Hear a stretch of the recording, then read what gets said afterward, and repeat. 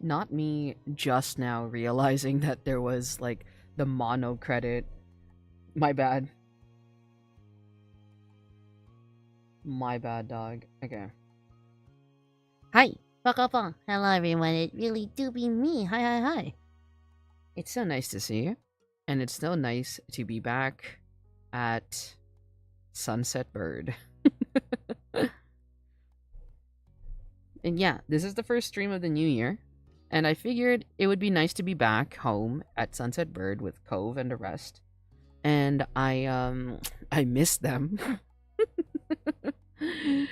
So let's get on with it, right? I think so we only have 3 more scenarios for the main one, like the main story. Well, they're still DLC. But we also have 4 more with Derek. So that's fun. So let's do it. It was a pleasant afternoon. The sun shone brightly and the breeze tugged lightly at the balloons strung around the park. You and Cove had just been dropped off at Miranda Eckert's birthday party. You didn't really know Miranda. Last year was the first time you had a class with her, and everyone at school knew her as quiet. The shy girl stuck to her own friend group like glue. It had been a surprise that she was having such a big party. You looked around the expansive park, a spacious recreation center in the next town over, and noticed a bouncy castle. Miranda had a bit of a reputation for not caring if she acted mature like other teens sometimes did. It made a certain amount of sense that her party would match that. You thought Miranda was sweet, you thought Miranda was weird, you didn't have an opinion of Miranda yet, you wanted to get to know Miranda better. I think Miranda's sweet. Like, dog, a bouncy castle. I love you, Botrix. Botrix is here. A bouncy castle is so fun. I recently, well, my nephews had a party pretty recently where they had like a bouncy castle.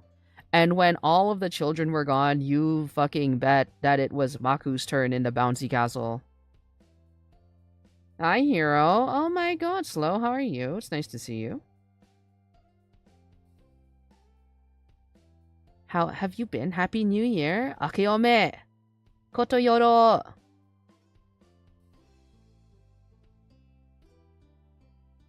But yeah, dog. Bouncy castles are fucking litty. You'd always gotten the vibe that she was nice, and inviting you to her party proved it.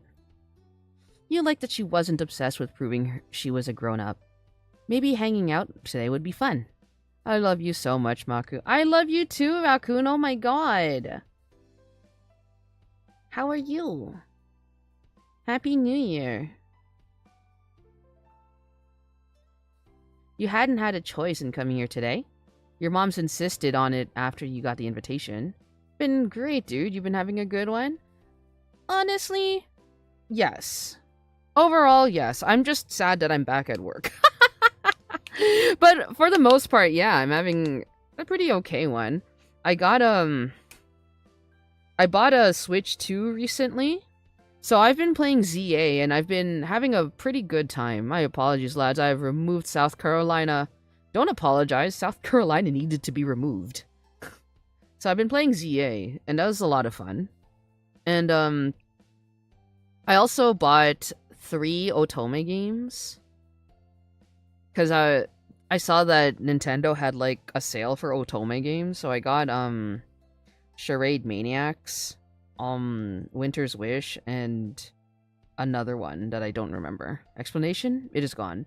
You don't need to explain to me that South Carolina is gone. That's okay. It doesn't affect me. I mean, rip to South Carolina, but I'm built different. Enjoy Agile. I'm in South Carolina. Oh, damn. Never mind. You need to bring it back. You need to bring South Carolina back, Brit.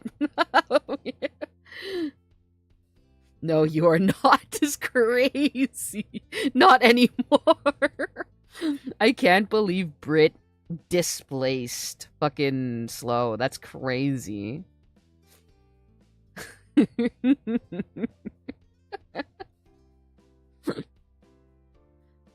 So, Britt, why, out of all places, why did you decide to remove South Carolina? Also, welcome to Ad Jail. I'll continue the story when Ad Jail will continue. It'd be like that sometimes. Yeah, it's true. Sometimes Britt just decides to remove a state. Sometimes it just happens. My bad, just got back from ads. Welcome back from Ad Jail.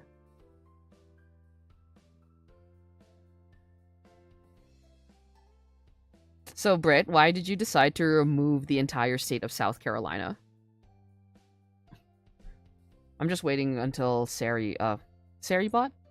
Yeah, until Saribot tells me that ads are done, so then I can continue with the story. See, when you're just an average-sized guy and not a little guy, fuck you.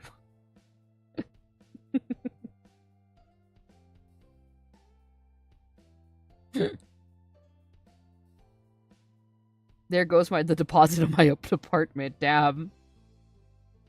I mean, it is what it is. I'd assume that you'll eventually get that back whenever it decides to be displaced back into your wallet. Or it won't. However, Britt, I am curious. How tall are you? Something tells me this event will affect your Mario 64 speedrun. Nothing will affect my Mario 64 speedrun. I'm goated with the sauce.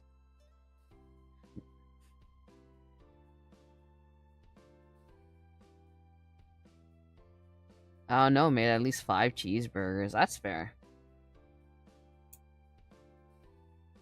Oh, speaking of cheeseburgers, Britt, have you, like... Do you know about that restaurant in Vegas where, like, when you walk in, they give you, like, a hospital gown because, like, the food is so fucking, like, atrocious for you that, like, they just expect you to die? Also, I forgot to say it. South Carolina mentioned. Can't believe. I cannot... I mean, to be fair, South Carolina is gone now. Last time I measured myself was 2017, so I don't know. Maybe you grew at least 5 sauce packs more. Alright, welcome back from Ad Jail. Heart Attack Grill, yeah! Yeah! Wanna go when we go to Vegas? Let me lose some fucking weight first, and then yeah.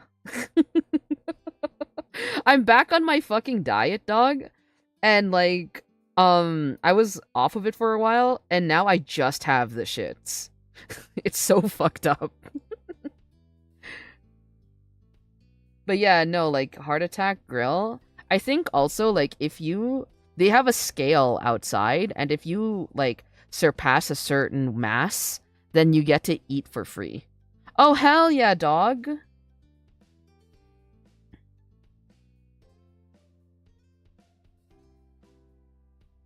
I saw it when I was last there. There was a lot of shit that I saw in fucking Vegas. But honestly, I was just focused on getting to the next buffet.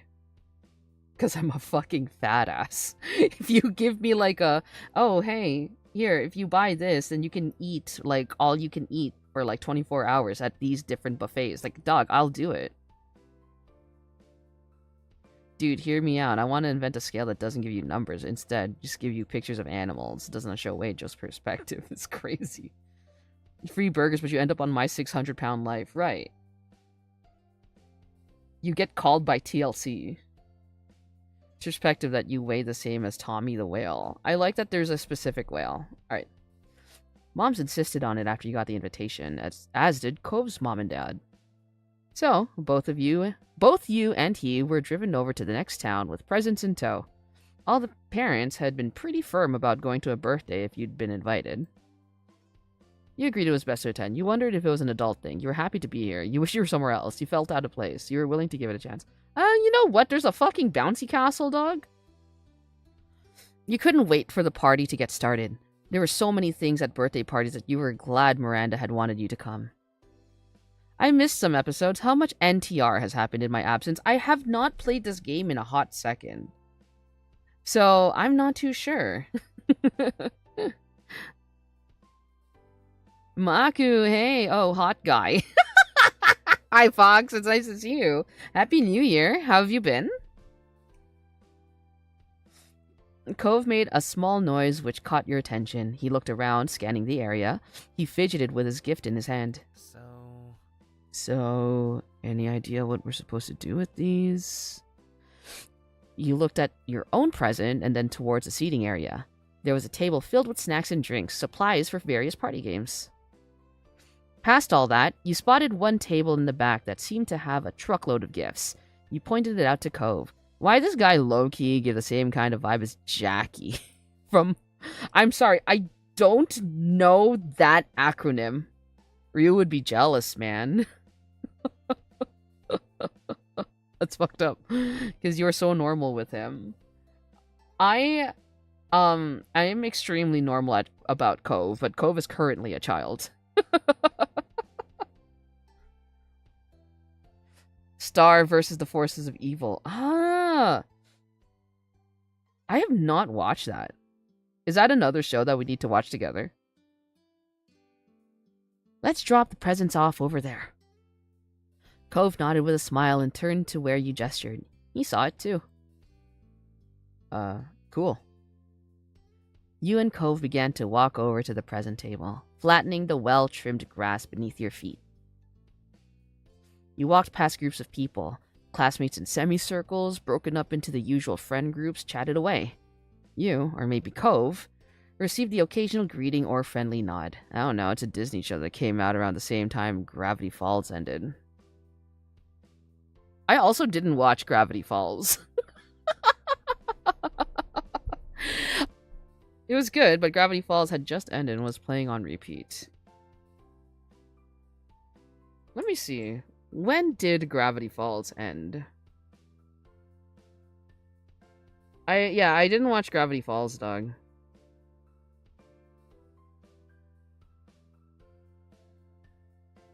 When did it end?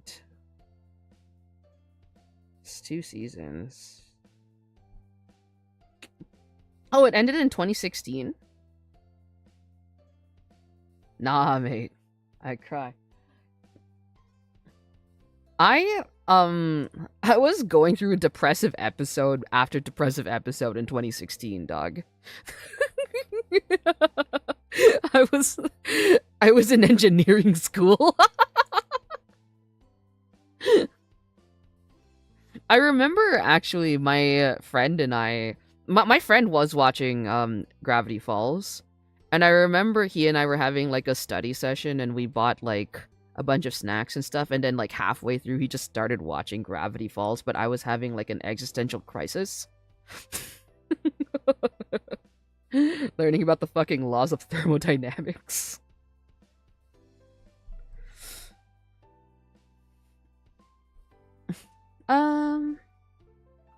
However, as you passed by even more people that you had never seen before, you became aware there were more strangers here than not. It was more crowded than you expected. Miranda Eckert, the quiet girl, was hosting the most populated birthday party you had been to in a long time. You looked at the new faces and thought you saw something of Miranda in them. Cousins, nieces, or nephews, maybe? Parties could be a big deal in her family. The both of you reached a table. You set your gift down in an empty space, brushing some confetti aside, and Cove placed his gently next to it. He looked at the present thoughtfully. Hey, what did you get her? Before you had the chance to answer, Cove opened his mouth again and tapped his gift. I found this sparkly backpack. I figured she could use it for school or a trip or something. Your moms had taken you out shopping the other day. You'd searched through the store and ultimately picked out a stuffed animal, grabbed a necklace and bracelet set, found a light-hearted adventure book, chosen a yarn craft kit that made a toy. Oh, fuck! Those fuck so hard. You let your moms pick. Your moms didn't appreciate what you had picked and chose something else. Is crazy. No, but these fuck so hard. I fucking love yarn craft kits. The colorful picture on the box appealed to you. Man, Cove got that default squiggly eyebrows for real, for real, for real. I love Cove. He's very sweet.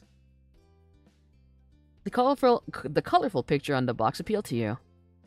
It showed off the different variations you can make with the kit, along with the bolded messages of easy and 43 pieces included. This isn't realistic because the correct answer is always to hit your friend with a D's nuts. I think at this time, because there is like a canon year that this happens. There is a canon year, and I don't remember what it is. So I think at this time, maybe D's nuts wasn't like a thing.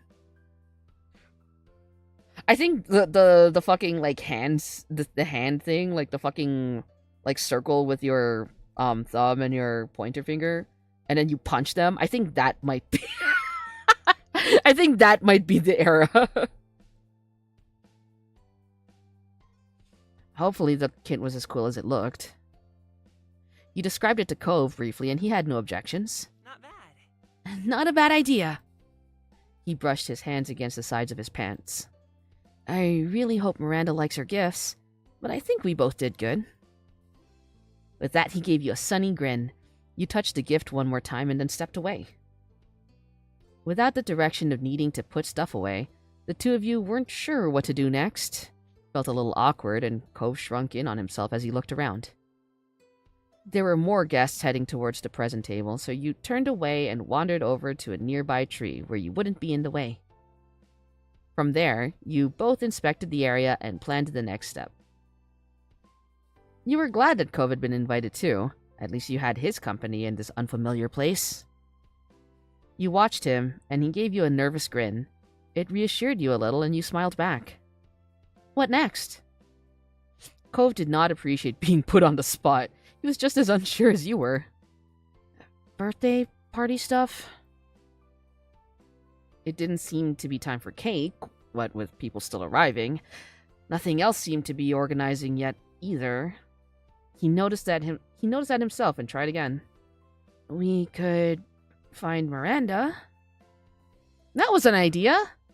It made sense to greet the birthday girl. Okay. We could say hello. And wish her happy birthday. Ask her what she wants people to do. Sounds good. Sounds good. With that point, it was decided the Miranda hunt had begun.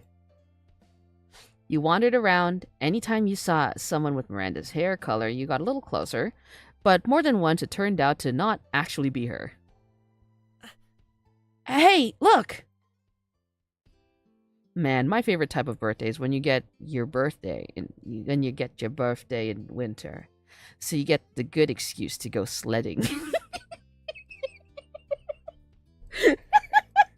The way I heard that in your voice is crazy.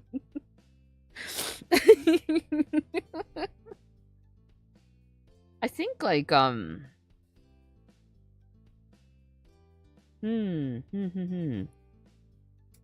my cousin's birthdays are in winter. We mostly just go out for eating. I haven't gone sledding in a hot second. You're right. Like the little fucking, like, tarps. Like the little plastic carpets. Somehow there are words you can just hear when combined in the right way. Real.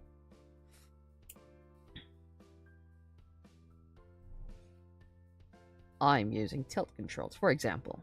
Real. There was like a thing.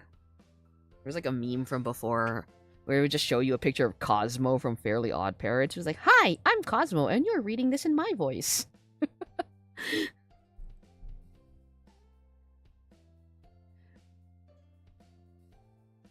Britt, is your no.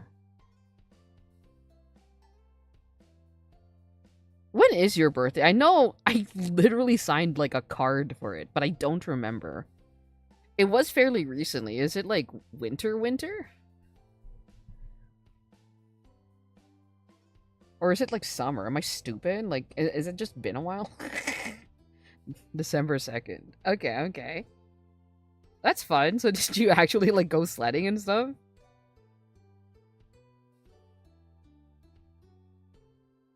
I don't think, like, I can count on like one hand the number of times my family went out and brought me sledding. The majority of the times that I went sledding was just at, like, school.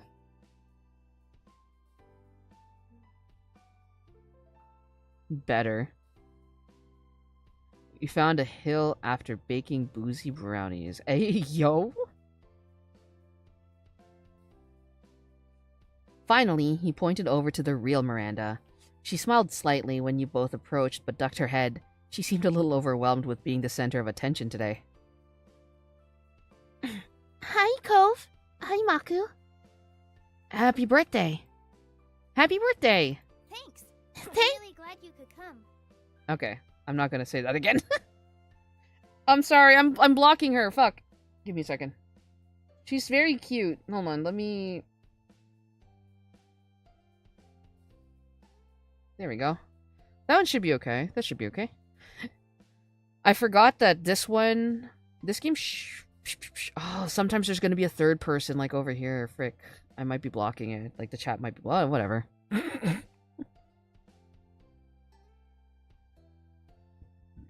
You all stood awkwardly. Miranda did genuinely seem happy. But there was still a distance between you. This is a great-looking party. Thank you. Is there something we need to do, or should we just hang out? Oh, well, you can talk to people if you want. There are games that are gonna start soon. Okay. And the bounce house should be open later, if you feel like jumping. Then after that, it's cake and present time. We'll have ice cream too. After that is when people will start going home. I hope that's okay with you. Cove nodded. He seemed a little more confident about the situation now. That look in her eyes scares me. She's a little shy. She's a little scared. Spooky child.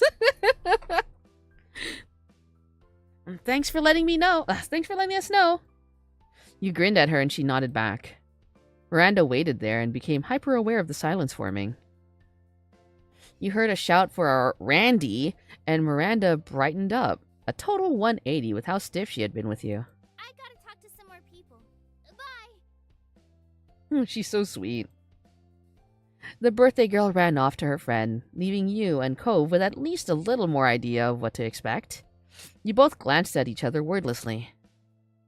All that was left now was finding something to fill time until the activities began. Spooky child, scary eyes. That's all children, to be fair. Tried to chat with people. You just talked with Cove. You found a quiet spot to sit. You just stood around where you were. Let's talk to Cove. I like that there's like nothing really to do. You could just fucking... I wouldn't really talk to people. I'm scared. People are scary. I need an extrovert, but Cove is not one of them. And just talked with Cove. Thank you for the sip.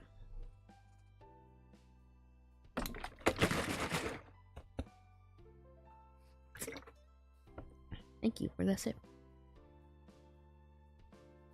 You started talking about how you felt about this kind of birthday party and what you wanted to do for your next birthday. Cove made the occasional suggestion. The conversation became silly as you started joking about ridiculous party ideas. Cove wanted a moon party, and you wondered if anyone had ever tried to make a cake big enough to be the party location. Oh, that's a lot of juice.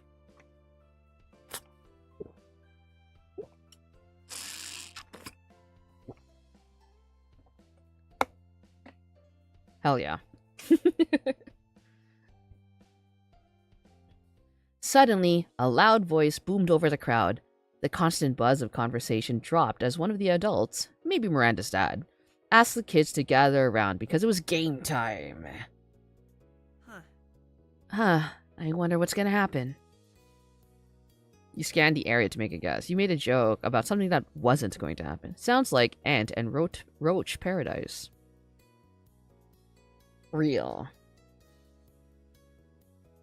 Spooky. I don't like ants, nor do I like roaches. I mean, I like them at a distance. You saw a picture of a donkey hung on a tree, a table with a lot of candy, and even more balloons. I guess we could be playing pin the tail on the donkey. I doubt it. Then what do you think? What do you think that's about?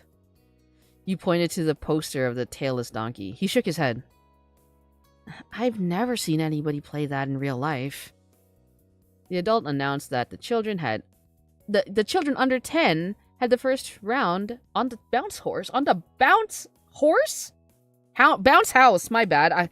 Oh, did you know that if you subscribe to the Maku Tanuki channel, you will help Maku learn how to read? /J. For everyone else, it was time to play pin the tail on the donkey. You had called it. Cove raised his eyebrows. He was surprised, for sure. Thought it was kind of silly. You're a little weirded out. You're fine with the game. You didn't know how this would go. Okay, where are the PlayStations? Outdoors, eh?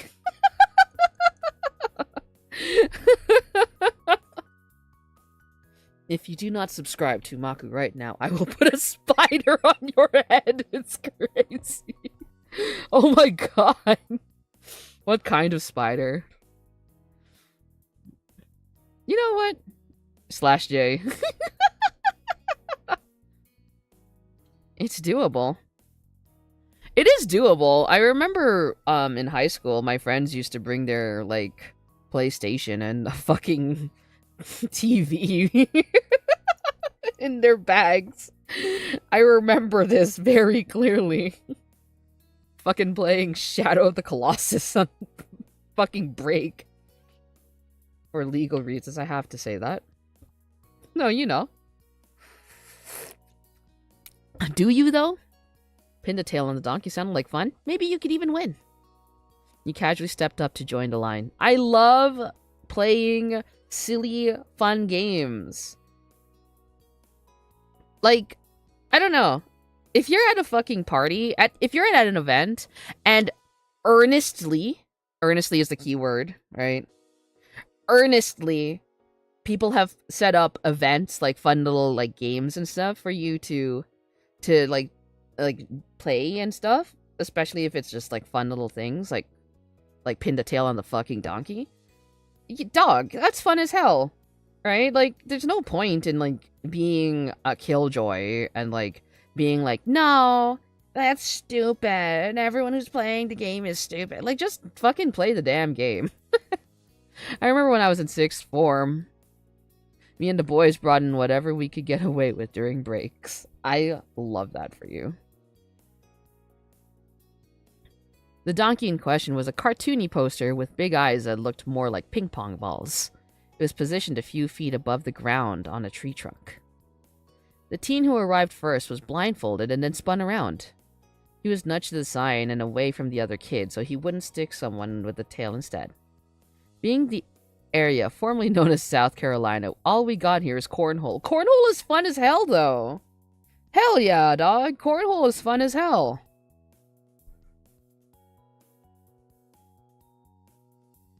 But yeah, no, okay, so if you're at an event and earnestly someone would be like hosting like fun little events and like little games and stuff, there's no reason for you to not just go along with it. However, if someone is hosting an event where all of the events are you just taking the piss, once again, no reason to not join in and match the energy.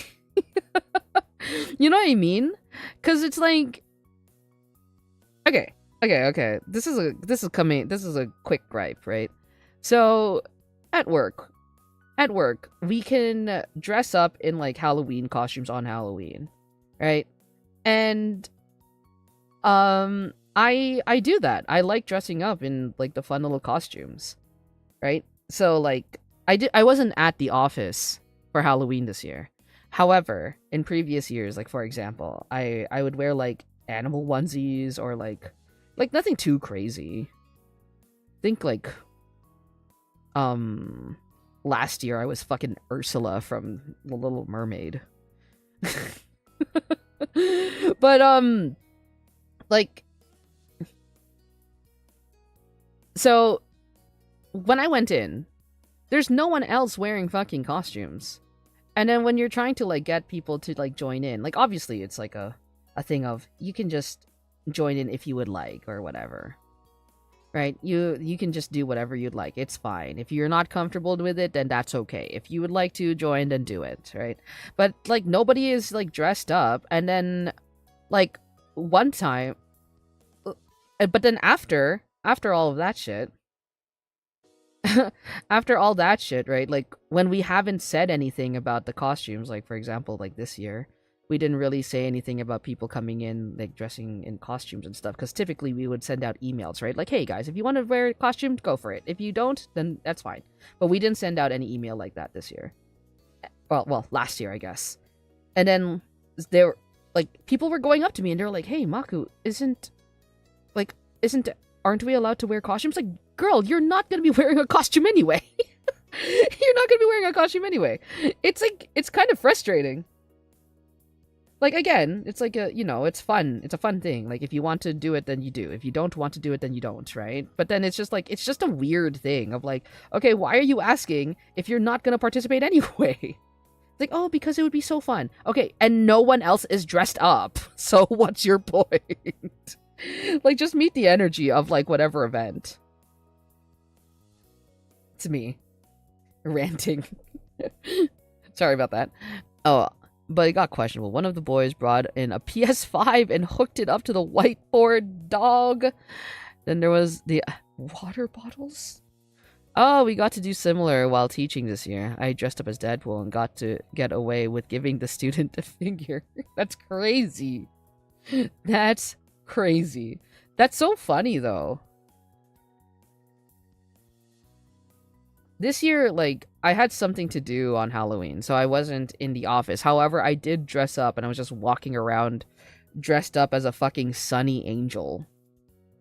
I was dressed up, like, to be clear.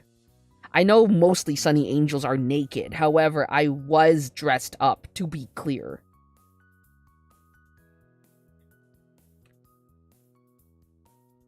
The teen who arrived first was blindfolded and spun around. Oh, I read this.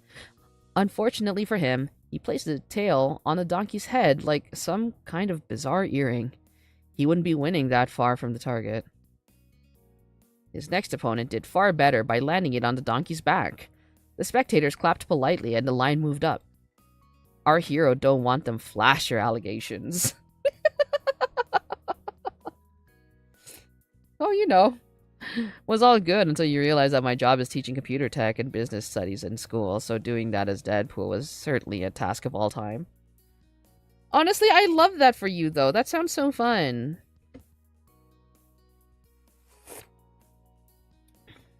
There was one year when I was in high school.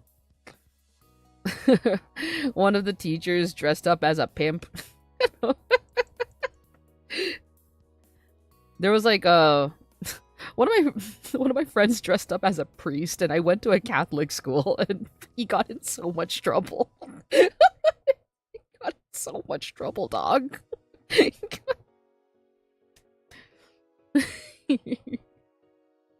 Tried to keep it fun and theme the PowerPoints with the Deadpool character. That's so fun, Britt! Oh my god. I love that.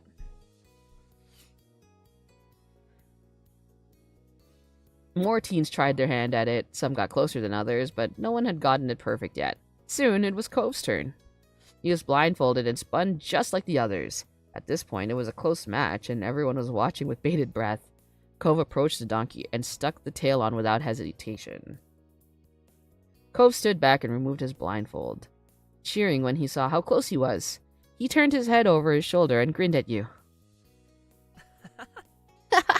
Your turn. Yeah, I'll take my fucking turn. I just ranted about how people should just do this thing.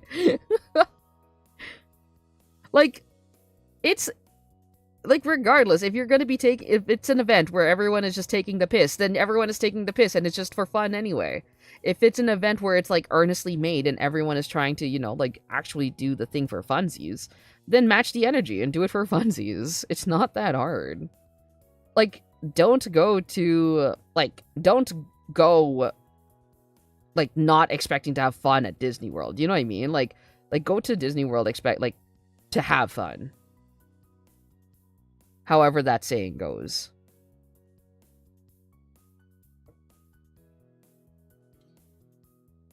With the blindfold on, the bright park became utterly dark. As you were spun around, the sounds around you seemed to get louder. At least you could tell the direction of the bounce house from the shrieks of the younger children. You stopped spinning and stepped forward, tail in hand. It was time to give it a stab. Place it directly in front of you. Placed it to the right. Placed it to the left. You reached and placed it up. I went to Disney World. Can't believe there were children in my adult playground. 2 out of 10. Can't believe there were children in Disney World. Would not recommend. You bent and placed it downward. I'm a very short king. I'm gonna do it to the right. Press the tail into the target and step back. You took your blindfold and checked your results. There was some more clapping from the audience. The tail wasn't too far off. Behind you, there was a particular enthusiastic "ooh," and a few people mentioned how close you got. You smiled and looked back at Cove. He seemed amused. His tail wasn't off by much either, and you couldn't tell which of you was winning. They were just too nearby each other. Although, you heard about Disney's questionable as fuck Pleasure Island. I have. I have. I watched, like, what was it? Was it Defunctland or was it, it's not Fast Pass Facts. What's the other one?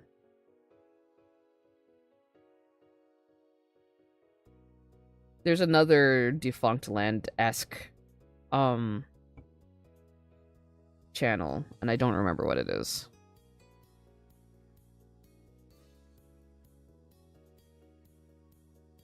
Oh, you guys got that video rec too? Hell yeah, dog.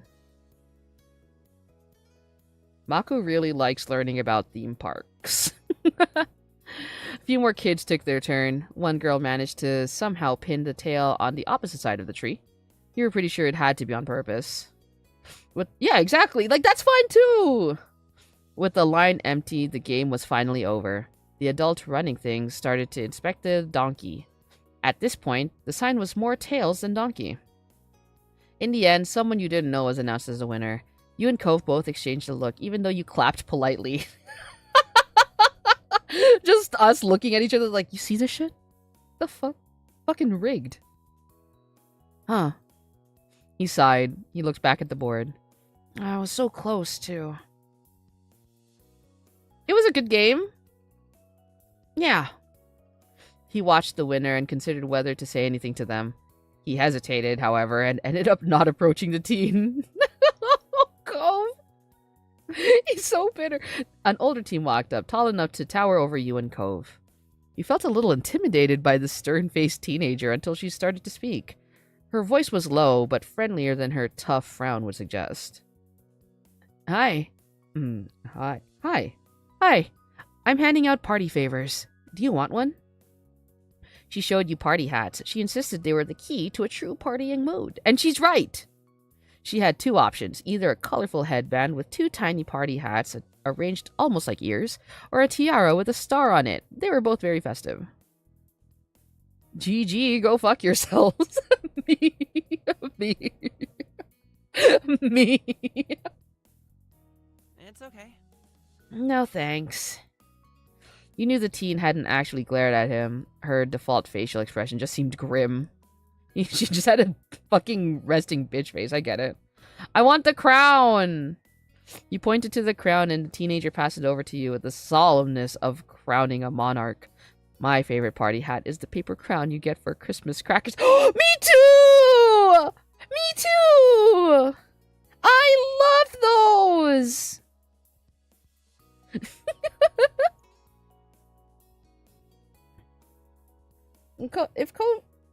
Cove, do you want one? You held a pink headband hat in one hand and crown in the other. You tried to imagine what they'd look like on Cove. Yo, hell yeah, dog! Hell yeah, brother! You really should try it. It'd be great. Cove looked back at the hats and then at you. With a sigh, he grabbed a hold of one. The teen with the hats clapped as much as she could with all the hats in her hand.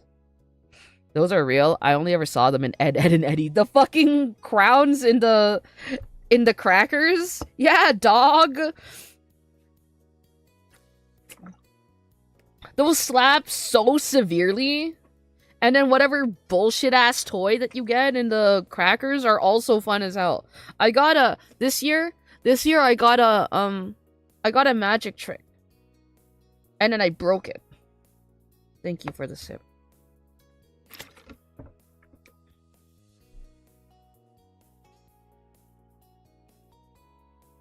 The unknown teenager nodded approvingly at both of you and went to pass out hats to more people.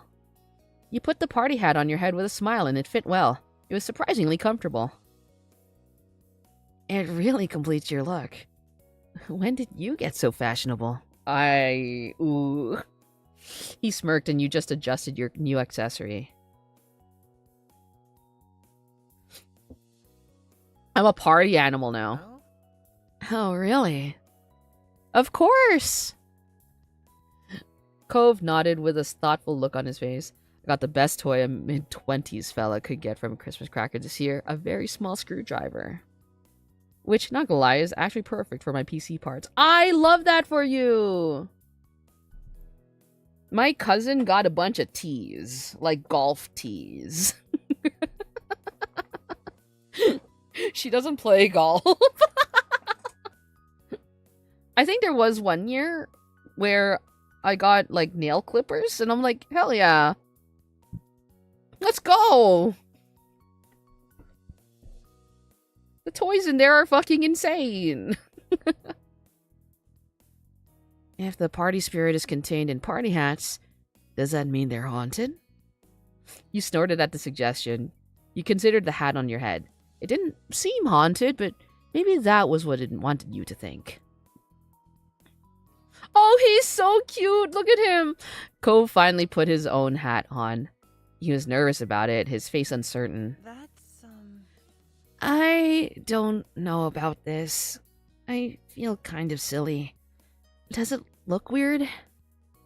No, Cove, it looks great. It's perfect. Cove scratched his head, being careful not to displace his hat. A blush was on his cheeks. Thank you? After that, the people in charge quickly set up the next game. Teenagers milled about until they were told to find partners. You tried to listen to the rules, straining your ears to listen to the adults announcing what you were supposed to do. It was a simple game. One person in a pair would throw candy while the other had to catch it in their mouth. My favorite party game in the summer is the one where you get a water balloon and you just throw it at each other, like toss it at each other so that you can try to catch it. And then if it bursts on you, then sucks to fucking suck. That was a good one. That was a fun game.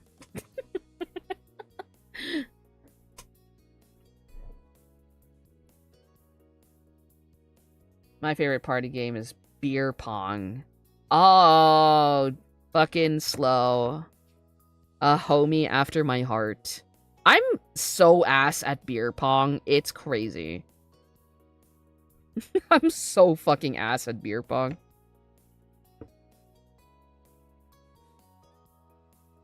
If they caught it, the pair would move on to the next round where everyone would take a step back and the former catcher would become the thrower. The game would continue, the players getting further and further until one set of partners were the only ones left standing. Or everyone lost in a round. About half of the guests had already found partners. They moved fast. You noticed Cove had his eyes on you. Could we be partners? Neither of you were all that familiar with anyone else here. It'd be the safe choice to pair up. I don't want to play as crazy. Yeah, Cove, let's do it. Let's do it, partner. Cool. He beamed, and you started wondering about your respective candy-catching capabilities. Dog, I'm so ass at these types of games. 2 rows of players facing each other formed. Cove tilted his head towards them, and you started to head over. You both lined up directly in front of each other. It took a while to pass out the candy. You were handed a small bag of gummies that smelled strongly fruity. Just like Maku. You noticed Cove took it upon himself to do a taste test of a red one across from you. They're not bad. Hell yeah, I'd try one for myself.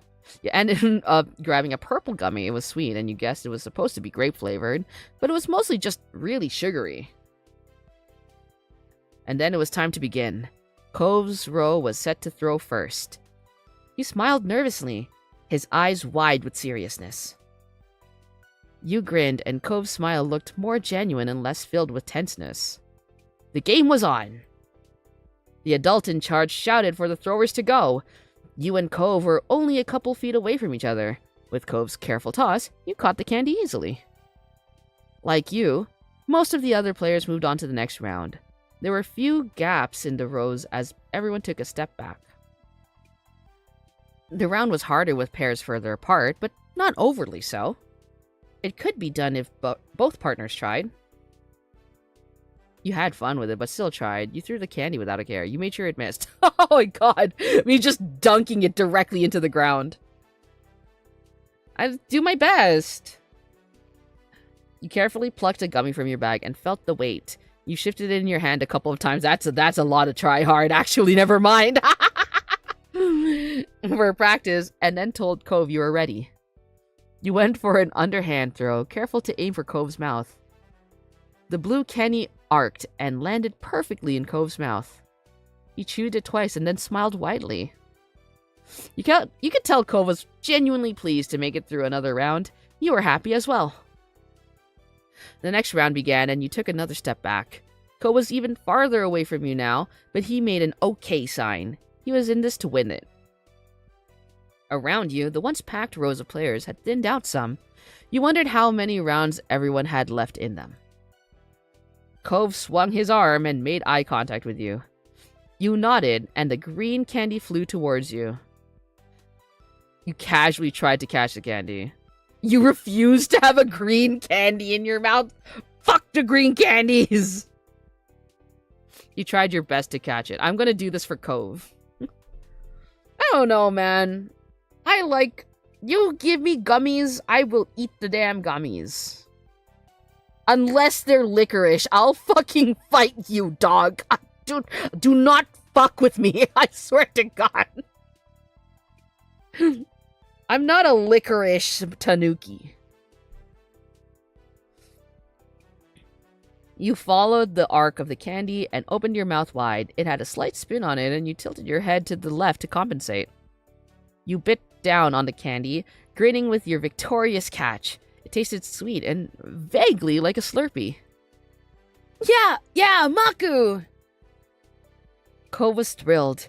He was entirely invested in the game at this point. You and Cove were still in the game. You knew this was the final round. Only a few other pairs were still left. Cove was determined to win. You could see it in the clench of his jaw, the careful way he watched you. He thought this was kind of funny. He thought this was kind of funny. You snorted at the ridiculousness of it all. This was just a kid's game, and yet Cove was taking it so seriously. Cove gave you a firm grin, and you prepared to throw. Your fingers grabbed an orange gummy from the bag. It felt solid in your grasp, even if your hand was starting to get sticky from touching all the sugary sweets. Cove leaned his face towards you and bent his knees, ready to catch. Dog is in it for the fucking trophy. He's in it to win it. The time came, you looked at the candy, and then Cove. I tried my best. Can you imagine if I just fucking threw it, like, on the ground? Dog. Oh, I would deserve the beating that I would get from this boy. The candy flew like a missile straight towards him. He positioned himself effortlessly for it. Cove caught the candy just like that. A wide grin spread on his face as he victoriously chomped down on the candy. Yes! Along with the cheer, he jumped up in excitement and pumped one arm. You look to your left and then to your right. You see the few remaining pairs walking away, commiserating over their losses. With some shock, you realize that you and Cove were the only ones who made it that round. You won! You watched the moment Cove clicked into the same realization. His face brightened like sunshine, and he jogged over to close the distance between you. You stepped closer to meet him halfway. Can I hug him? Yeah, jumped into a hug. His eyes went big when he realized you were going for a hug. He smiled and caught you, hugging you back tightly. You'd won this together. He giddily stomped his feet in place in front of you, as though he couldn't contain his energy. He's so sweet. Oh, he did it! You adjusted the hat that had nearly fallen off throughout the event. Woo!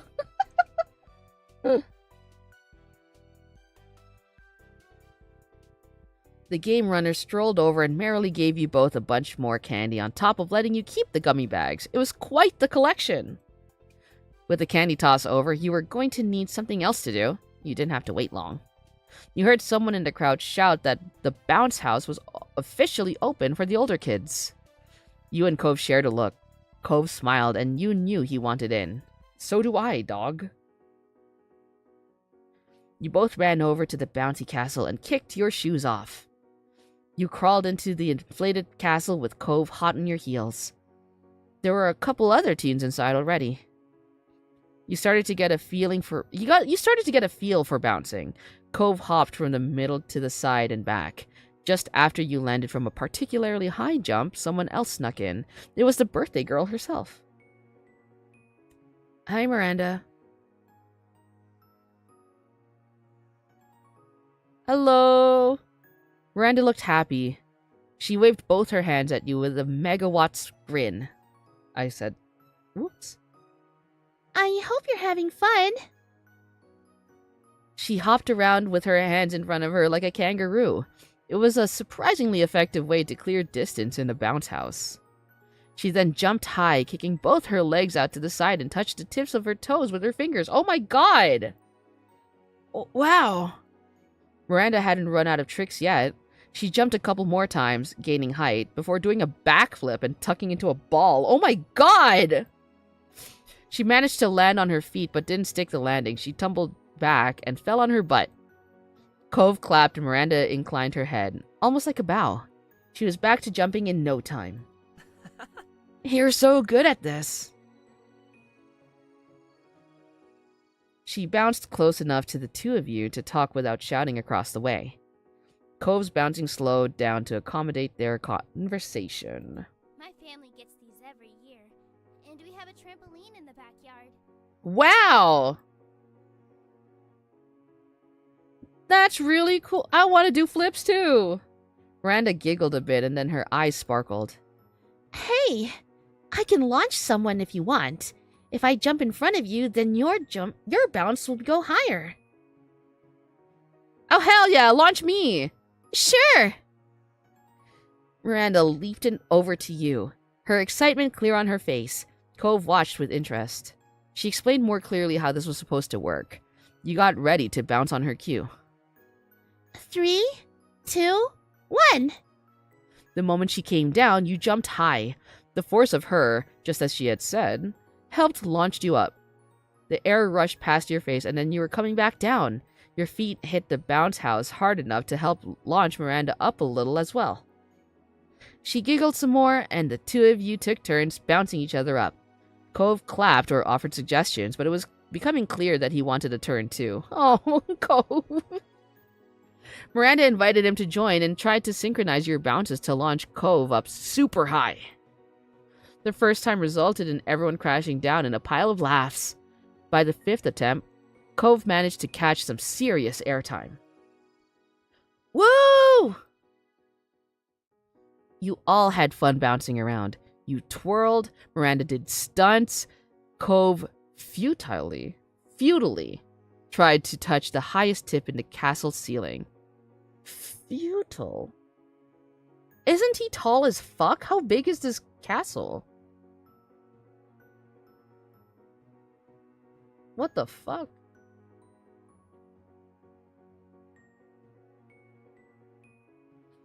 Thanks, Saribot. You and Cove chatted to Miranda more than you ever had at school. She was truly the queen of this bounty castle.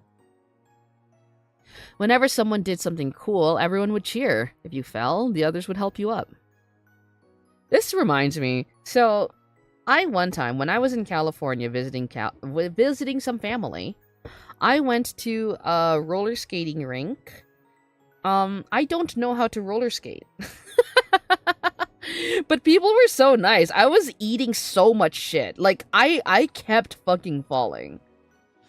It was crazy.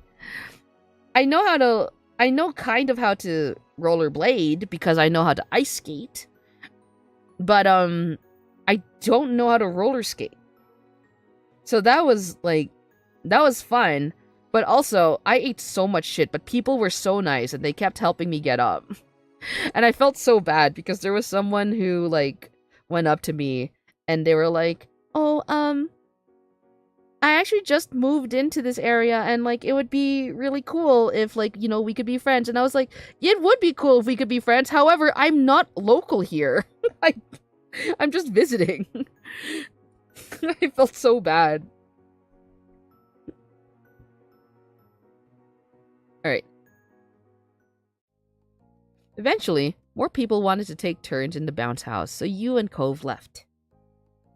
As you slipped on your shoes, you saw Miranda get drawn into conversation with a group of adults. She would be talking to them for a while. You and Cove decided to take a break and hydrate. You know, I'm gonna do the same damn thing.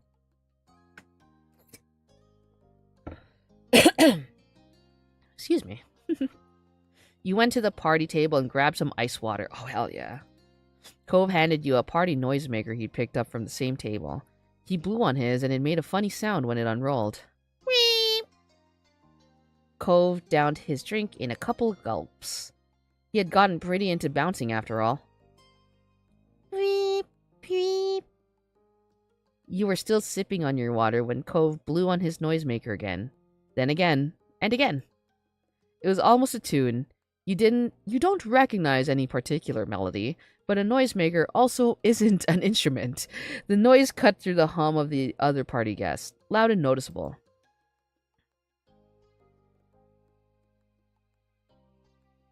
I'm gonna blow my own damn noisemaker back at him.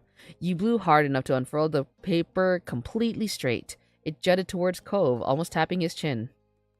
Cove wasn't going to let that stand.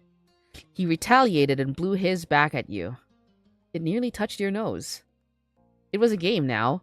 Both of you tried to land a light hit on the other. Cove managed to get your chin while you scored right in between his eyes. Isn't he, like, really tall? Like, I set my height to, like, extremely fucking short. Like, how the fuck did I get him between the eyes? Oh, great. You people again. Oh, this motherfucker is back? Is that fucking Jeremy? Someone vaguely familiar shouted, and you snapped your head to the side.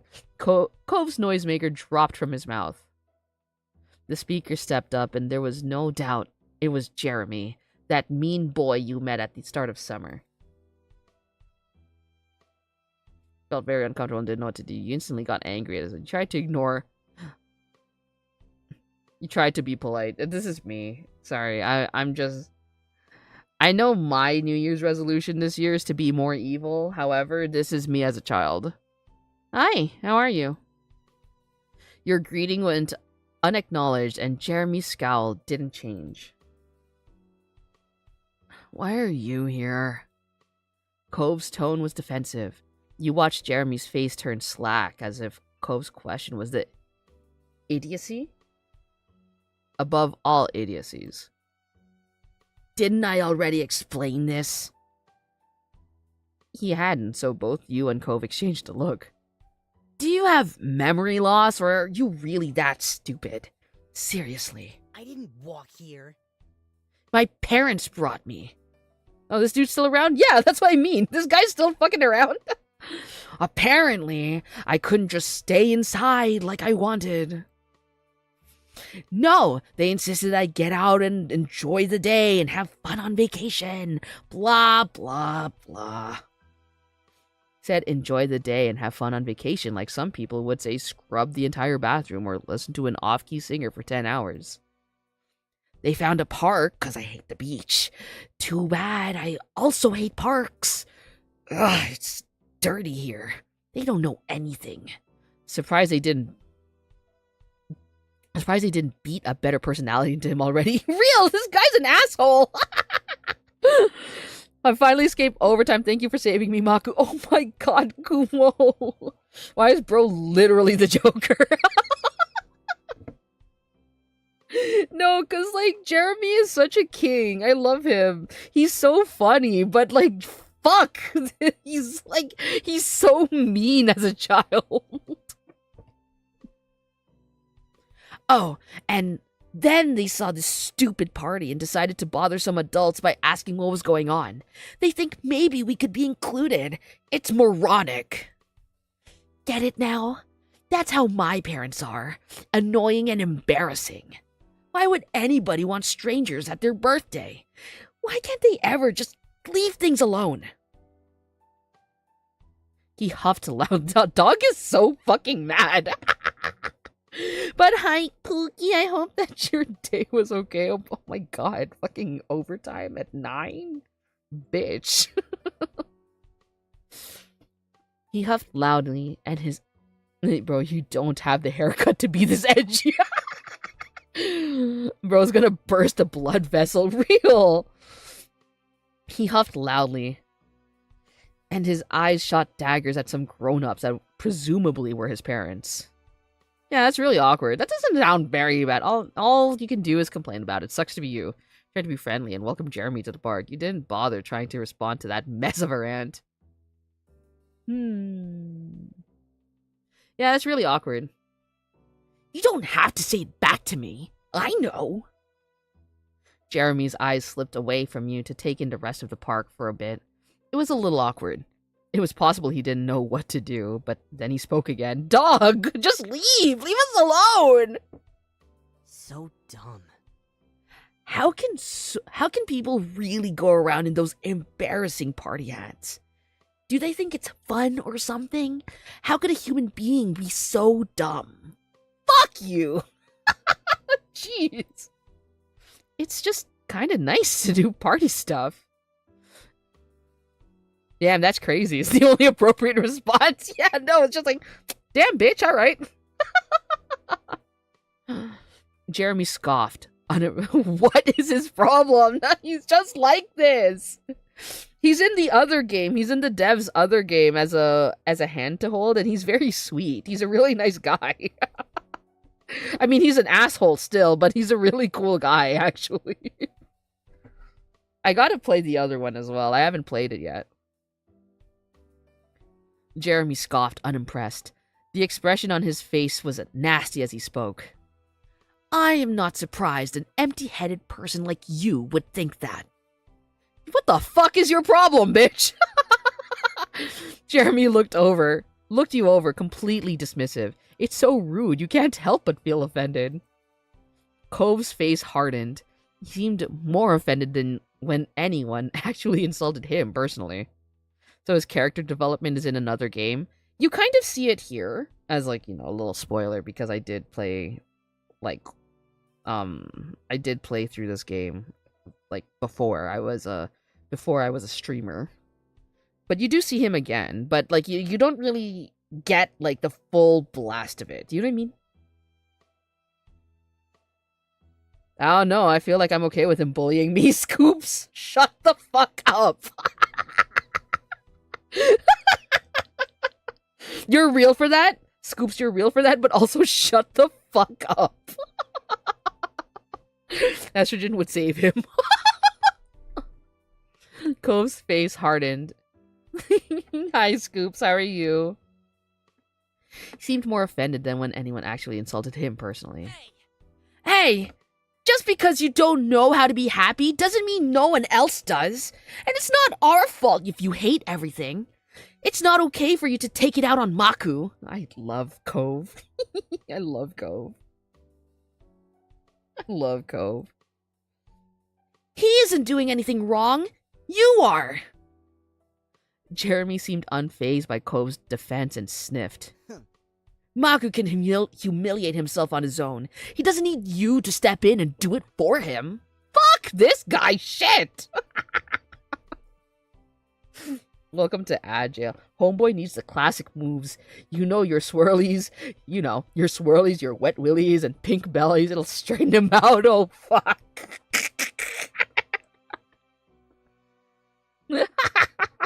Fuck.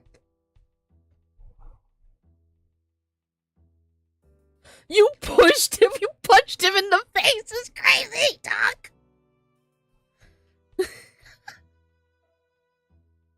You just punch him in the fucking face. I'd cry.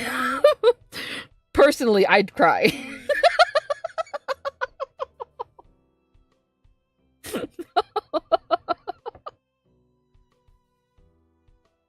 You poured your drink on Jeremy, dog.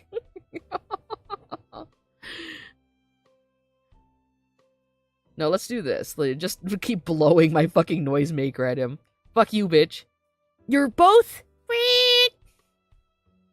You're... Didn't take long for him to piece together that you weren't gonna let him speak without interruption. Stupid. How stupid. Shut his mouth, though, and finally stopped talking. You're a dick! You're ruining someone's birthday. I'm gonna find your parents and tell them what's going on. I'm gonna fucking snitch, dog. You think I won't? Don't say anything like that ever again. You laughed at his reaction. You're a dick. People were starting to watch what was going down. Your argument wasn't exactly quiet at this point. Why don't you just leave us alone if we're so awful? Jeremy glared even more and huffed. Dumbasses. Talking to you is pointless, dumbasses.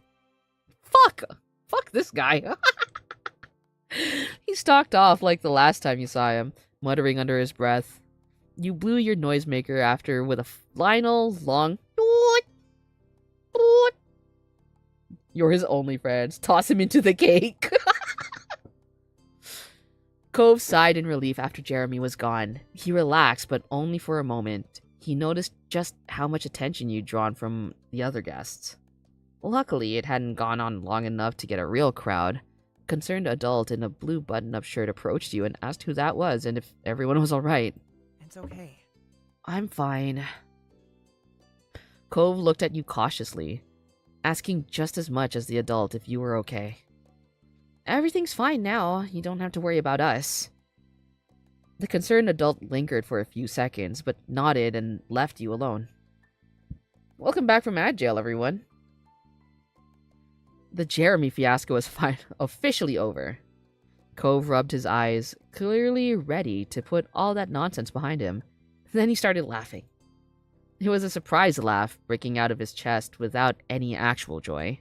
It was nervous and disbelieving in all the complex emotions brought about by one meeting with Jeremy. That's real. I also just laugh at uncomfortable situations.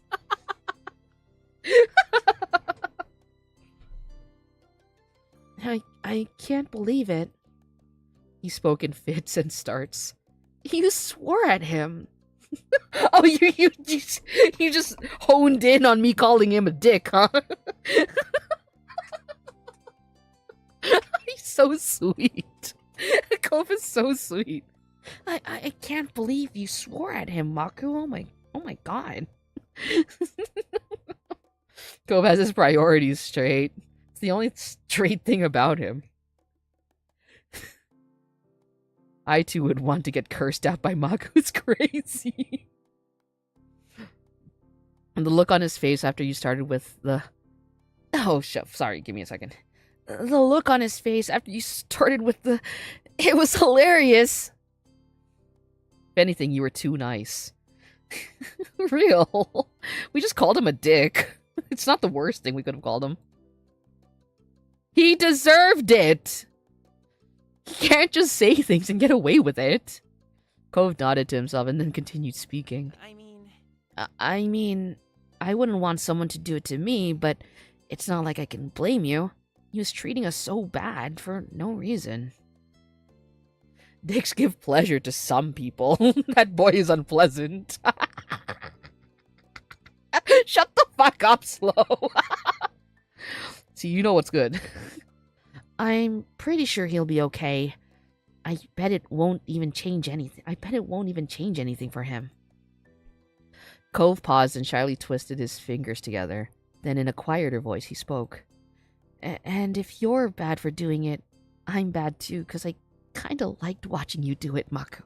Oh, Cove! I know what you are! Oh, Cove, honey, I know what you are! Oh, Cove, my baby boy, I know what you are!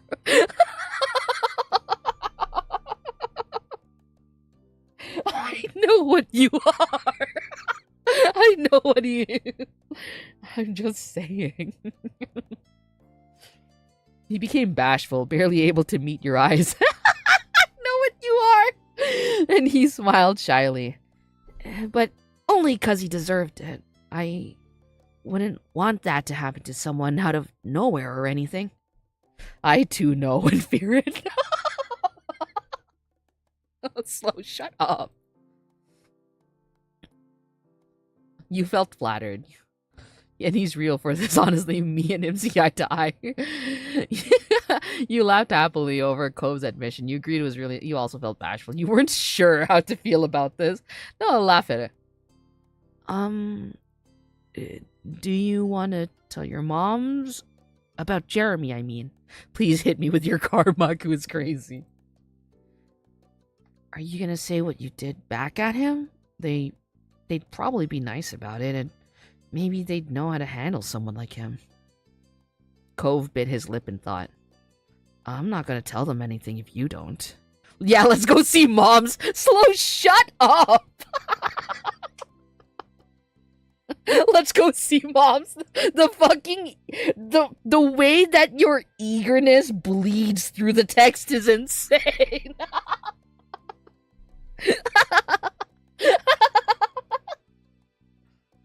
Thanks for asking.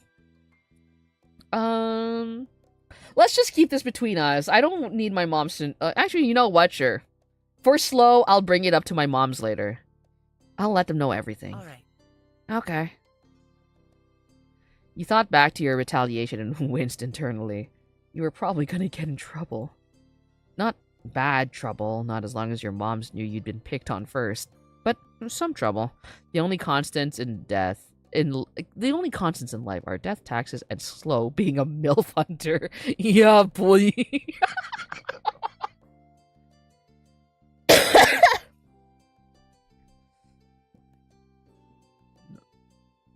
Sorry, Cove.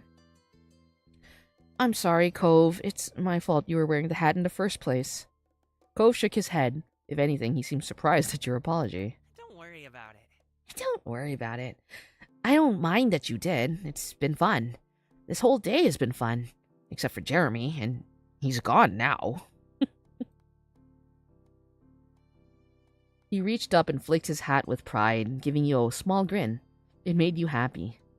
Finally, you bent over to pick up this noisemaker that Cove dropped when Jeremy appeared. And that's on Hood, my cloudy arachnoid brother.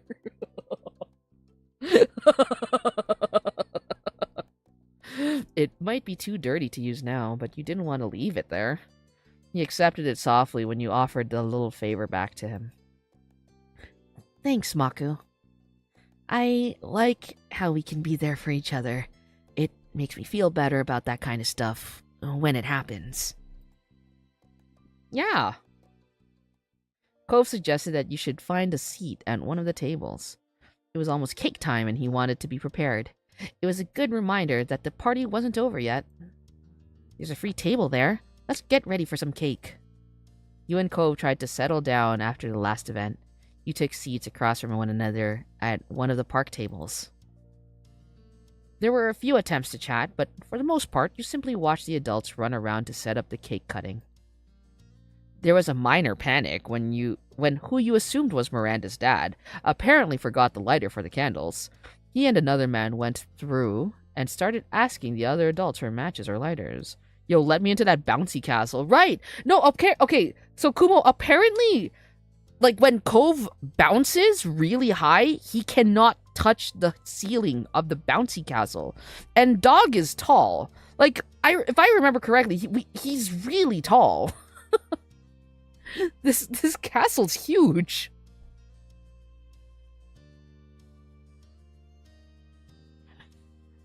They weren't having any luck until the grim-faced teenager who had been passing out party hats pulled a green lighter out of the ice cream cooler. I'm sorry?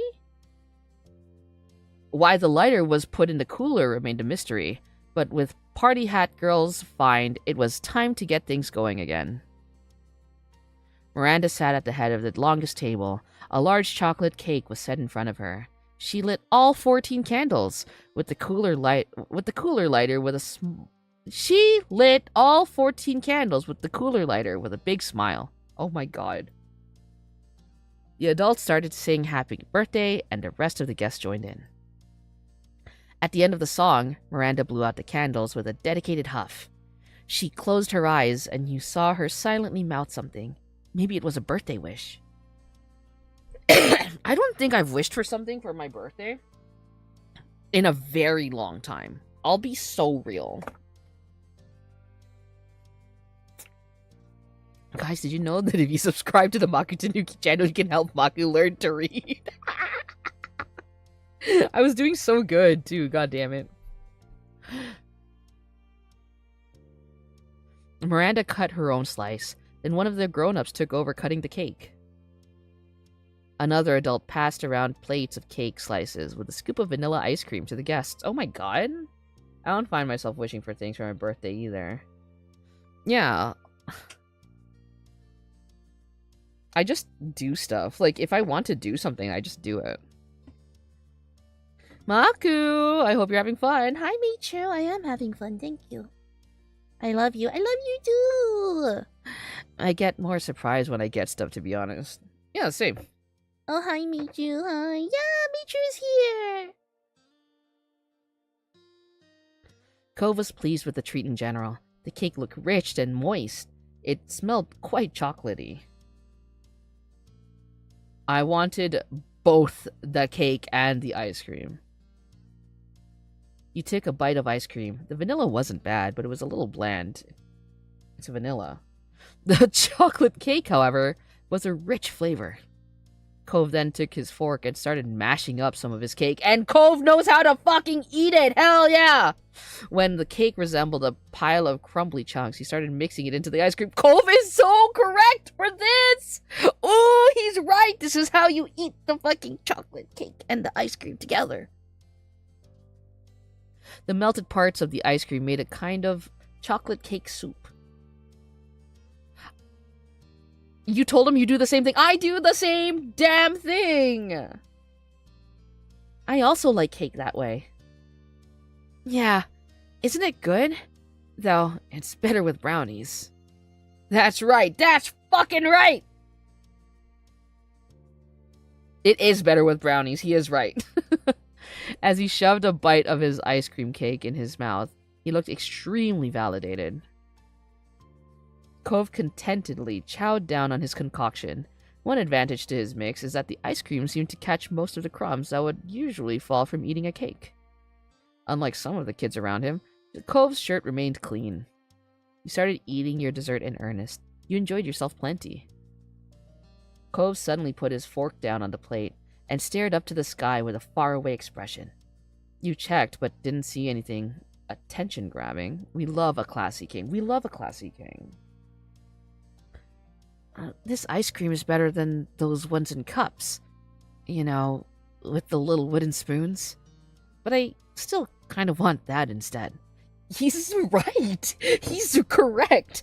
That ice cream sucked so much ass. Like, objectively, that ice cream was ass.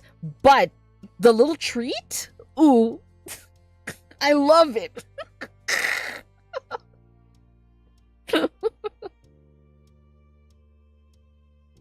You remember what kind he was talking about. Oh yeah. Like the ones handed out at the barbecue before the fireworks happened. Right. Right. Cove smiled nostalgically at the thought. Itchy, itchy, itchy. Sorry, my arm was itchy for a second. You could picture a younger Cove for a moment with the same look in his eyes. Most of the flavor is in the wooden spoon. Yeah, that's correct! You're right! You're correct! Asked him if you could have a Do you want some of my dessert, King? We'll be sweet. We'll be sweet little guys. Do you want any of mine?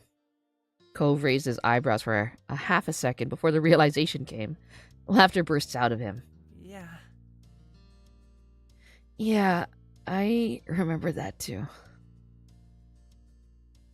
You told him you're serious. And do you want some? Really, Cove, let's share. He rubbed his neck, leaning back in his seat. This guy, he's so sweet. He was taken aback and even more bashful. Oh, well, I already have some on my plate, so it's different. We were kids, and yeah, sorry. Don't want to get my cooties, huh? Maku. Didn't we give him a kiss already? No! Kumo, remember we didn't give him a kiss because he fucking woke up the entire damn bus. Do you remember that shit? He woke up the entire fucking bus. He concussed himself. It was so embarrassing. But he deserves smooches. He does deserve... We tried to give him a smooch, Scoops, but then he pulled back so fucking hard, he slammed his head against the roof of the fucking RV that we were renting, and then woke everyone else up. It was so embarrassing. They found us in bed with each other when we were just trying to give him a fucking kiss. It was so embarrassing. He's so sweet, though. Maku. He spoke with a terser tone. Good evening, Maku. How are you? Hello, hello. It's nice to see you. I'm not doing too bad. How are you? You were testing him. Cove gulped as he looked at you and then your respective dessert plates. He took a quick breath and grabbed your fork. Without letting himself hesitate, he took a bite. You smiled. Thanks, Cove. Miranda then started to open her gifts. She systematically attacked the mountain of presents like a pro. She checked for any cards and read them loudly before opening a gift. She smiled at every present, including the ones you and Cove got her. You were glad the presents were accepted. Has the Cove NTR timeline been erased? I think you're thinking about his dad. Indirect kiss, Pog. Pog, it's nice to see you too. I just finished eating dinner. Ooh, what did you have? It took time, but eventually Miranda got through all the gifts. She was very sweet and polite through it all. The party went until the sun began to set. By that point, most of everything had settled down and people had begun to leave. Let me just make sure that I have everything right. Yeah, okay, cool. Any of the guests whose parents had stayed for the party were already gone, except for Miranda's family. Only a few kids were still waiting for their parents to come get them remained, you and Cove included. Miranda's family were cleaning up, and as a guest, neither you nor Cove were supposed to help with that.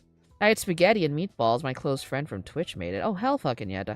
Oh my god! Machi, how are you? Thank you so much for the raid! Hello, Mako. I think you are pretty poggers and have a nice, wonderful voice. Please sing more. You rock, raid. Thank you. Hi, Machi. Thank you. Extra, read all about it. This streamer is sitting in the hot seat, folks. They're claiming to be the unluckiest Yu-Gi-Oh player in the world. That's untrue, because that's me. And their recent broadcasts are full of fiery rants about Konami.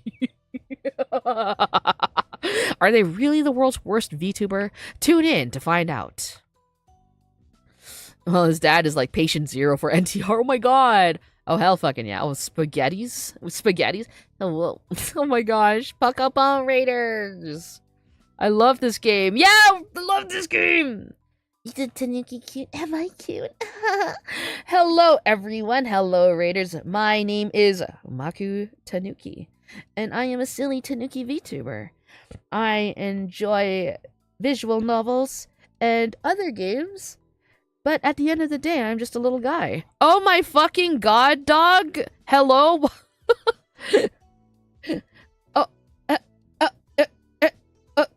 Oh my god, what the fuck? Hello? Thank you for following. Oh my god. But yes, If you guys need to raid and run, please by all means do so. If you need to go sleep, go eat, go drink something, go medicate, do whatever you need to do. Thank you so much for your time. And if you ever just want to chill out, please by all means do so. ほんまにほんまに日本語上手タイムほんまに皆さん、こんばんは。僕の名前はたぬきまくです。はいはいはい、皆さん。今夜ね。今夜。Our life, beginnings and always. やりました。やります。たぬき可愛いですね。そうよね。トイレどこわかんねえ。でも、街のスピンはどうでしたいいストリーム何やりましたか遊戯王ポケモンユナイトですかポケローグ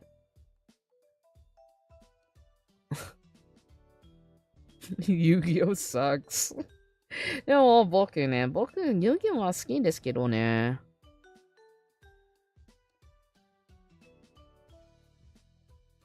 ポケローグは何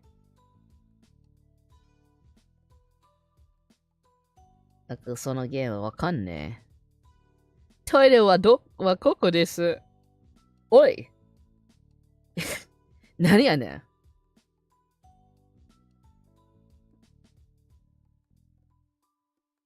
マク、ポケローグはいいほんまに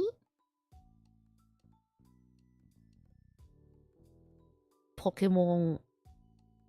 でも、ストーリーがない面白い方が。そう。I see. With roguelike things. That's crazy. That sounds insane. And it's free. Oh, okay. I'll look into it. My day is going okay. It's a lot better now. I was having one of the days of my life, I'll be real. But I am having a much better one now. I love our life. I love this game, so I'm very happy to be playing it. Miranda's family was cleaning up, blah blah blah. Instead, you both had decided to take it easy in the bouncing castle. It was somewhere out of the way where you could casually wait for your ride. Mine is even more better than I catch up Makushi. Thank you, Machi. Thank you. I appreciate it. ありがとう。感謝する。Miranda had also elected to hang out with you. You weren't even bouncing anymore. You were just sitting there. God, your voice is so cute. Thank you. Cove laid on his side with his back to the wall, and Miranda sat across from him with her legs stretched out. Anyway, gotta go cry and have dinner. Go cry! Merry Christmas! Happy New Year, everyone! Head pat, thank you. Head pats, arigato. But yes, Happy New Year. I hope that your year so far has been okie dokie. After the chaotic Mario Kart World stream, I wanted to come back for seconds. Oh, nice. I love that for you. Thank you for the head pats, Allison. I appreciate it.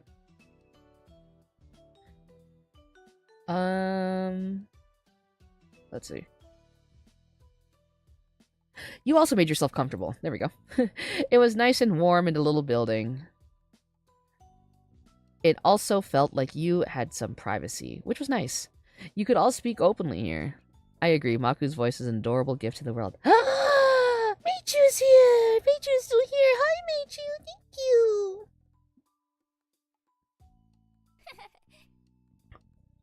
Thanks for coming. She looked down but continued shyly. The hype train was crazy, dog. Oh my god. It's been really cool to get to hang out with you a little bit. Let me open this chest. Oh, wow, emote. Wow. Hi. How's progress going with the LinkedIn meta, by the way? Fuck off. I did my dailies today. I always do my LinkedIn dailies. I think I'm on like a 100 something, like more than 150 day like streak at this point.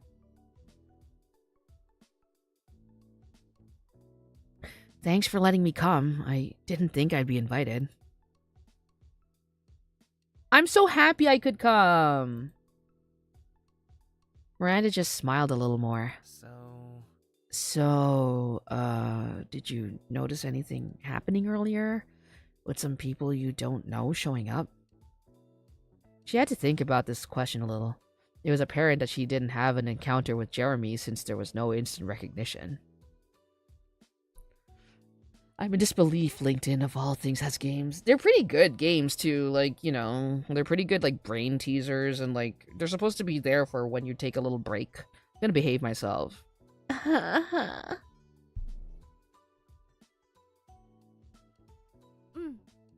I heard about something.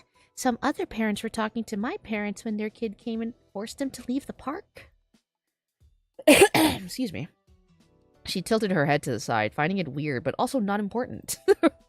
Then everyone had cake and ice cream. Cove smiled uncomfortably. That's good. He was clearly worried that the Jeremy confrontation could have gotten to her. Luckily, it didn't seem that anyone had overheard or passed along Jeremy's cruel words. Yeah, because it's a fucking birthday party, dog. They were just being weird. Jeremy was being weird and mean. Cove rolled over on his back and sighed contently. Miranda seemed confused, but wasn't gonna push. What if I just start bouncing again? We're in a fucking bouncy castle. You clambered to your feet and hopped in place.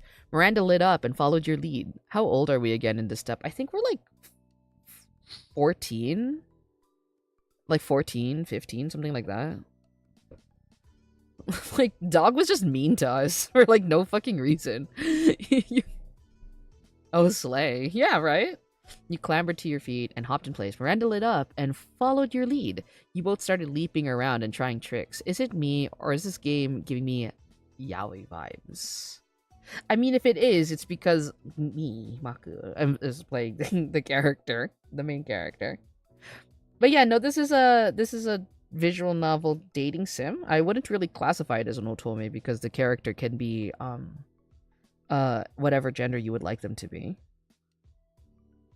Might seem crazy what I'm about to say. But thank you, Kuma. Thank you for the gift. That's crazy. That's so many. I like you. Did you know that? Did you know that I like you a lot?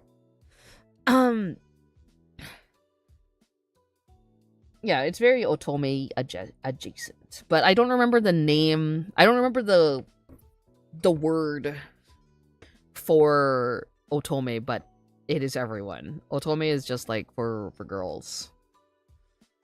Miranda lit up and followed your lead. You both started leaping around and trying tricks. Cove sighed and attempted to stay down, but you could see the moving floor was jostling him. He wasn't going to get any rest down there. Cove, can we launch you? We're almost bouncing you from over there. I want to see what would happen if we actually tried to on purpose. Excuse me. Do you know I like you more? Nuh-uh, nuh-uh! Cove agreed and rolled to the center of the bounce house. You and Miranda took your places on either side of him and started bouncing. It was hard to synchronize your jumps exactly. Once you got your timing down, you were able to launch Cove a few feet in the air while he remained in a cross-legged position. All three of you giggled. Eventually, Cove decided to get up for real and join the active jumping. You played around together until it was time to go home. At the end of the day, you thought it had been quite the party. Let me save the game. Yeah. I think I can do one more. Let's do one more scenario. Gender neutral otome are amare. I see. Okay. You stared out the window, watching the scenery pass by as your mom drove down. Is Slow still here? Slow. You still here? Brother, you still here? As your mom drove down the quiet streets at a leisurely pace, a singer crooned sweetly from the radio, turned low enough that you could block it out if you wanted. Slow's missing the sauce. Right. Oh, Slow's still here! You turned away from the window when your mom suddenly spoke up. Well, kids, are you excited to go to the library? I guess. You don't sound so sure there, Maku. Maku wasn't wrong. I'm gonna kill myself in Minecraft. Mom wasn't wrong. It was what it was, but your real interest lay somewhere else. I never left. I'm watching respectably.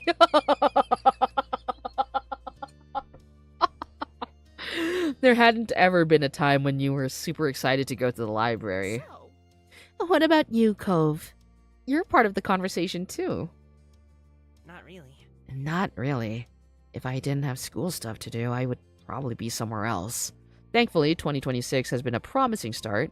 There was this strange thing that's been on my recommendation section on YouTube for the last 2 weeks of December, but it seems to be gone now.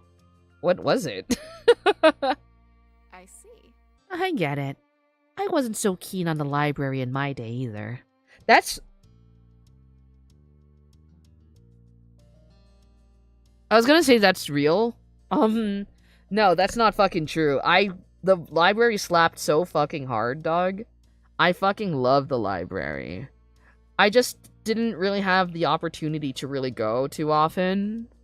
I was just kind of confined to my house mostly. But, whenever I was able to go to the library, it was always so much fun. I always, I used to rent, like VHS tapes. Not to date myself or anything. But yeah, I used to, rent out tapes and stuff. Shit was so fun.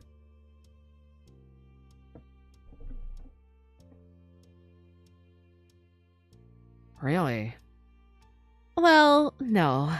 Unless you count under 6-year-old as my day. I love the library. Mostly Barnes & Noble. Is Barnes & Noble a library? Also, hi, Phantom. It's nice to see you. I don't remember, but it was bizarre since I haven't watched this person's content. Real. Strange thing in your recommended. Could it be Maku Tanuki's cover of Mayday that premiered on... I'm very proud of that cover.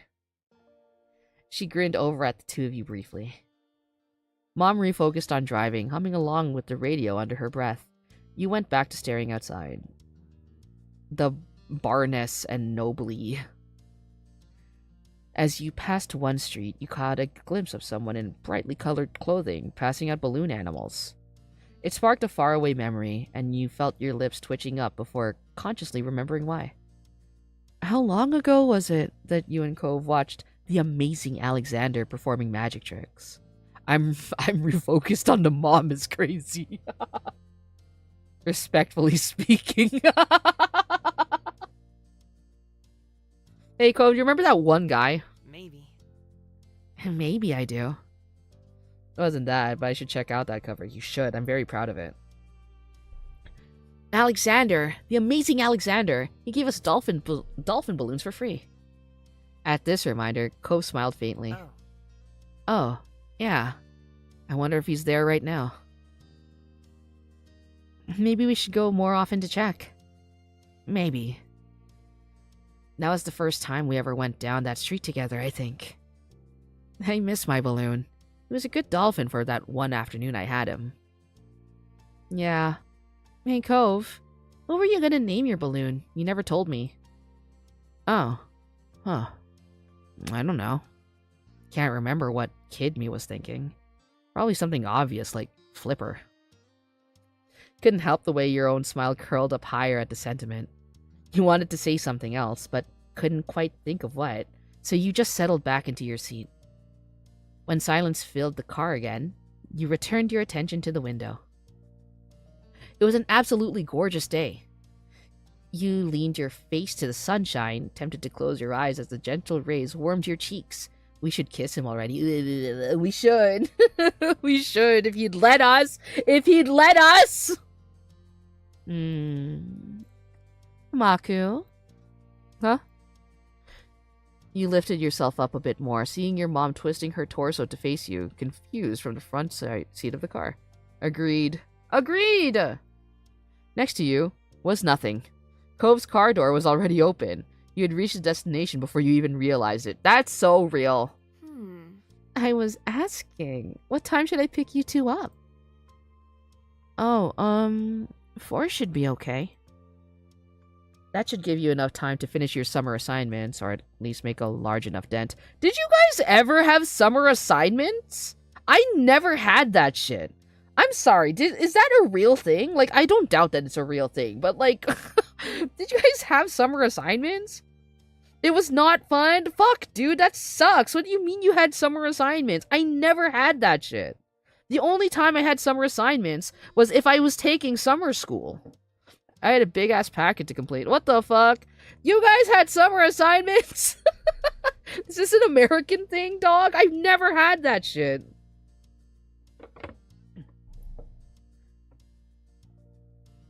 What the fuck? Yeah, like the only time I had summer assignments was if I was taking like summer school. Which I did often, to be clear. I did do summer school quite often because I wanted the extra credit. You mean like summer homework? I had that once. You had summer homework, bitch? I had to read like Fahrenheit 451, Dracula, and Huckleberry Finn. Oh my god. I mean, like, Maku Mama used to give me like book reports that I had to write. So I'd read shit like Anne of Green Gables, The Odyssey, Phantom of the Opera and shit like that. But it was never like assigned by my school. I never did that shit. I never had that. I love summer reading, but that plus the packets and projects I had to do were horrific. Oh my god! I procrastinated the hell out of that until the last 2 weeks of summer. I never fucking... This is insane. This is crazy to me. Unless it's summer school related. I've never had summer homework or projects related. Right. Like, I've never had fucking, like, oh, hey, enjoy your summer. Also, here's a packet of math homework. I never did that shit, dog. Remember half-assing all my summer reading essays? Oh my god. That's awful. Not that you half-assed it, but the fact that you had them at all. You never had summer work, Maku? No! I mean, I did, but it was specifically because I went to summer school.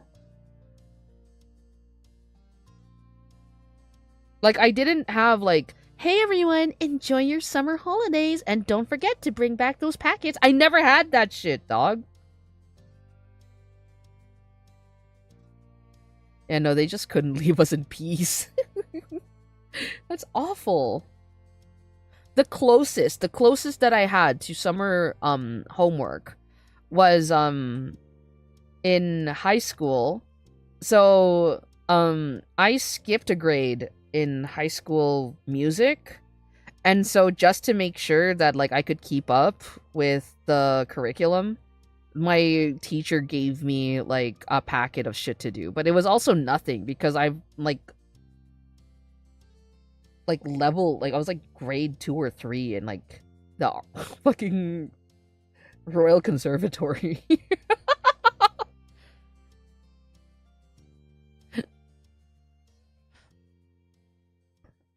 I did have winter projects though. Oh my god. Okay, no, the winter stuff, winter and like spring, yeah, I had, but like not summer. Cuz summer was like the transition into the next grade. Well, for me anyway. It sucked ass despite me really loving to read. Yeah, no, Doug, reading is fucking slay, but like if I had to read shit for school, I'd end it all. Why did you go to summer school? I went to summer school for the extra credit, dog. And also because in general, summer school like courses are like a lot easier.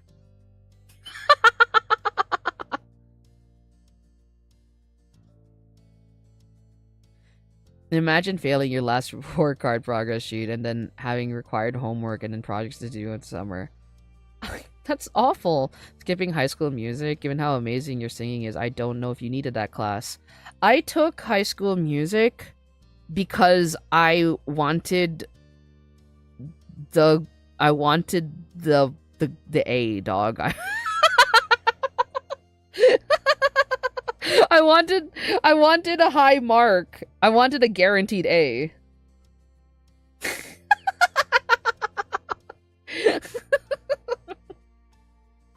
I learned to play the clarinet in High School Music. Pretty pog.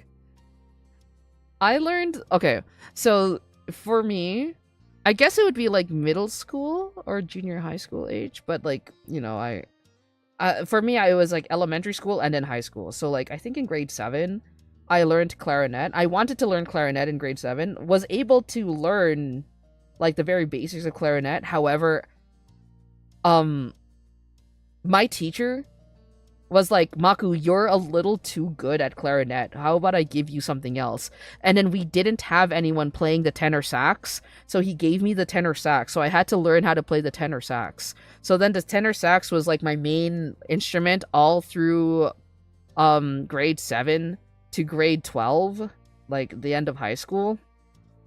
And but I was also like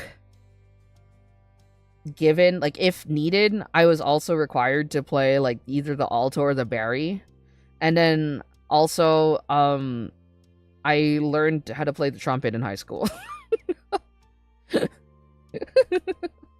I also did like the drums when needed. I had a good time in music class.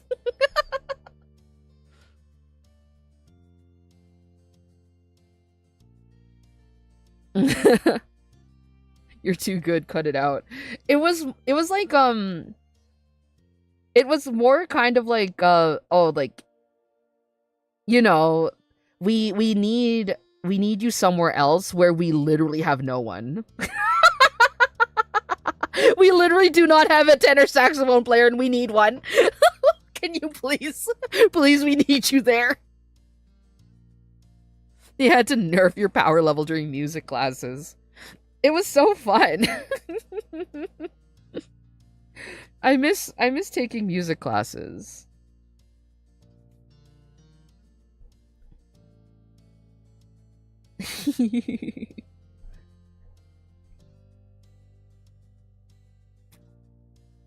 I too miss taking music classes. Yeah. I also used to take like piano and guitar lessons as well, like extracurriculars. I miss those as well. I think my school closed down, and it's like, it's kind of sad when I drive by it and I'm like, oh man, it's like fucking empty in there. It's so sad. I'm a very sentimental and nostalgic person. So like, I don't know. I get really sad easily when I think about what is gone. But also, whatever. It's done and over with. I've only taken 2 music classes my whole life. One in elementary school with the trumpet and one in middle school with the baritone. Oh, hell yeah, dog. Hell yeah, dog. Thanks, Mom. I fucking love music. I love music. It was so fun. My original plan when I was like trying to decide on what I wanted to do with my life, my original plan was to be a teacher for music and math. And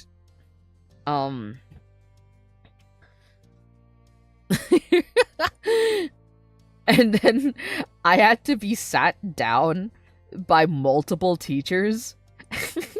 To be sat down by multiple teachers with like my report card, and they were like, Maku, you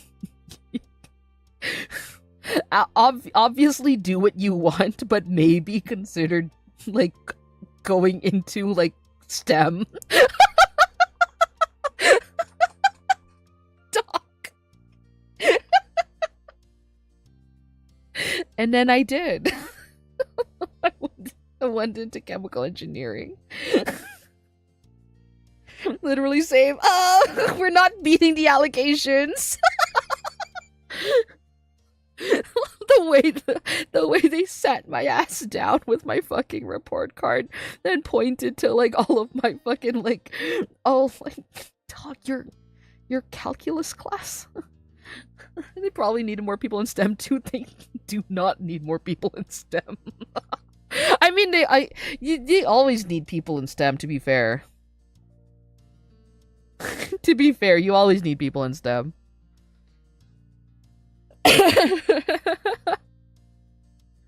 You hopped out of the car, remembering to grab your backpack at the last second. All right. All right then. Have fun, you two. Yeah, fun. Your mom snorted, but you couldn't help pouting a little. A beautiful afternoon like this, and you were going to the library to do homework.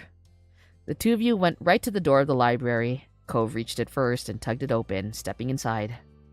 He kept it propped open so you can pass through behind him. The air was much cooler inside the building than it had been for the few seconds you spent outdoors. The space was filled with the soft din of papers being moved and whispered voices. No, come back, Mom! Go slow. Hey, you seem kind of distracted on the ride there. Your mom snorted. What an out of context sentence of all time. All my school life, I was like, I want to be a full-time artist or entertainer, and they pleaded with me to either become an engineer or a doctor. Right. I wanted to go into creative writing, photography, or game development.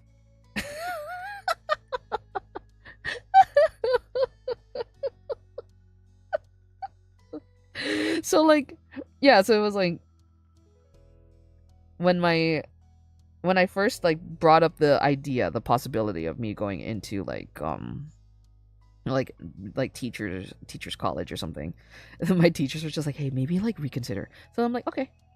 So then I did. And then I was like, what about like this? What about this? What about this? And then it's just like, Maku, please. Just like, they're like tapping the fucking sign, and the sign is just my report card. You're born to sing, forced into science, real. Feels like a similar plot of Happy Feet. It's me, the penguin. Yeah, you seemed kind of distracted on the ride here. I'm excited to see Derek. Cove nodded a little, but he didn't say anything in response. Your study buddy was standing at the door at the front of the library by a long rack of magazines. I love him! Oh my god, hold on, is chat blocking him? Fuck. Whatever. Predictably, he was flipping through one of the various sports players on the cover, looking intense enough to burst off the page. His head snapped up when you walked over, beaming widely. Hey, Maku! Cove! Hi. Well, were you waiting for a while? Not super long. Derek put the magazine back in its place. Then he gestured to the space at the side. Most of the tables were empty, only a few people leafing through books. Oh, it's the hobby anime pro tag. There's plenty of room. In unspoken agreement, the three of you started moving towards the seating area. Derek taking 2 steps for every one of Cove's. Oh, he's... Oh, guess what? I'm pretty sure I've mastered the fake shot. I'll show you some other time. Derek looked over to gauge the level of interest. He's just a little guy. Do you know it? Soccer's not really for me. All of the sporty stuff Cove liked was beach-related. Surfing, snorkeling, bodyboarding. And he didn't play a lot of team games, but he did like doubles volleyball. Oh, me too! How does it go? Derek's eyes flashed with excitement as he explained. Okay. Well, you move the ball like you're going to go one way, and then Cove having the evil beach autism is crazy. He demonstrated by running a few steps ahead, showing off some fancy footwork. Can you do it like this? So it does it like that? You laughed, bobbing your head at his attempt to get the trick across with no ball. Shh! The three of you looked over to the checkout desk. The librarian stood behind it and was wearing a deep frown. You're apologetic. You mouthed sorry and she sighed before turning back to the book she was reading. Derek scratched his cheek, choosing not to let that derail things. Oops. So, what are you guys working on?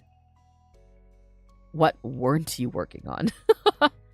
There were some things you had gotten to start with. You had yet to start a single assignment, sadly. You had yet to start a single assignment because you didn't feel like it, Israel. I was really good with school. So there were some things I had to start with. But it was still early in the summer, so there was a lot left. Let's get... If we're in the fucking library, I can do math wherever the fuck I need to. Let's do history. I have to do this timeline thing. Maku's really good at math. It made sense to work on that while you were here, since you'd probably need to consult the reference books. Yeah, exactly. Math you can just do wherever. There's some summer reading, too. I have to go through an assigned book. Kun was also really good at math. Oh my god, we're not beating the allegations. But I'm gonna do that later, since it doesn't need extra references or anything. Let's kiss and become a genius. I've already finished the reading. Oh? It's not that long, and it was way more interesting than last year's book. Good to know. What about you two? I've got a few worksheets. They looked pretty easy, but my school gave us 3 books to read. Can't they just stick with one? I'm also doing the timeline. You also found a table close to... You all found a table close to the tall... Derek is just perpetually blocked by chat. Sorry, my bad, dog. You all found a table close to the tall bookshelves and set up camp. Within seconds, pencils and folders and books were strewn out on the surface. You doodled. No, we're in the library. 3 books during summer reading. 3 books during summer reading is diabolical. It really is. I'd end it all. Let's see, at like 14, what age is 14? 8? Grade 8?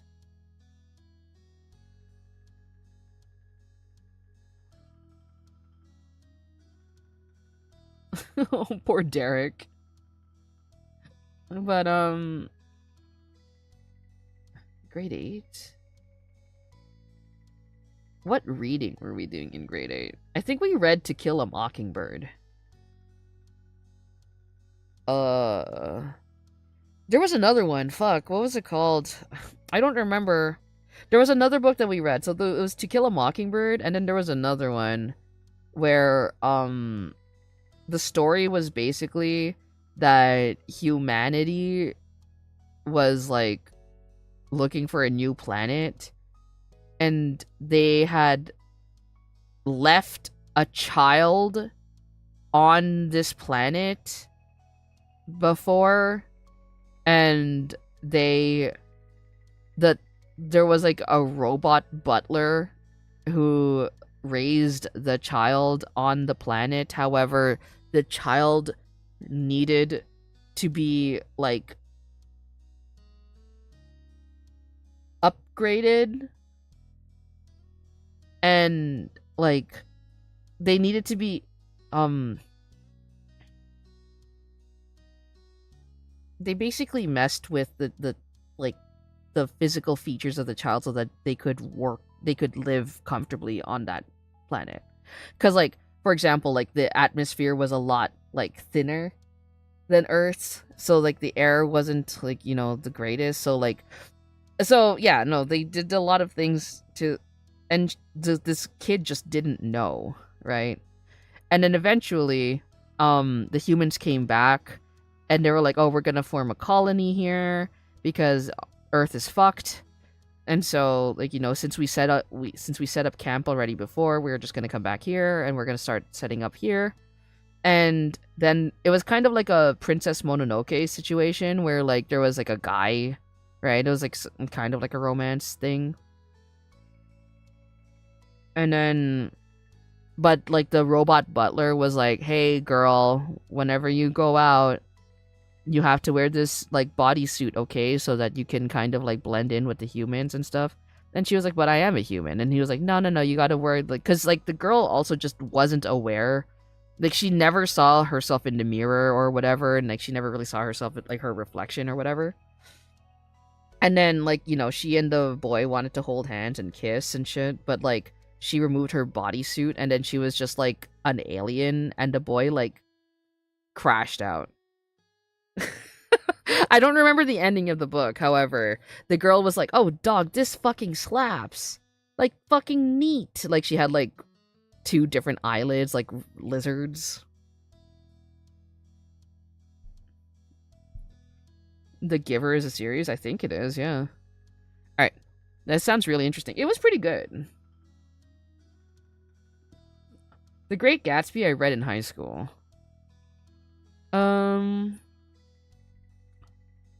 The Lord of the Flies, I didn't read in high school, but it was also a high school book.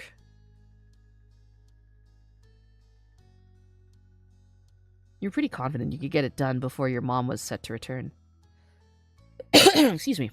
You checked the requirements on the homework sheet your teacher had given you, and then opened up your textbook to the pages you needed. No, I'll be damned. After some time, Cove shifted in his seat, twisting his back as if trying to work knots out of it. Feeling antsy? You paid enough attention to Cove to recognize when he was no longer feeling comfortable. Yeah, I'm gonna wander around for a bit. Talk to you later. See you. I'm gonna stay here. I'm making good progress. You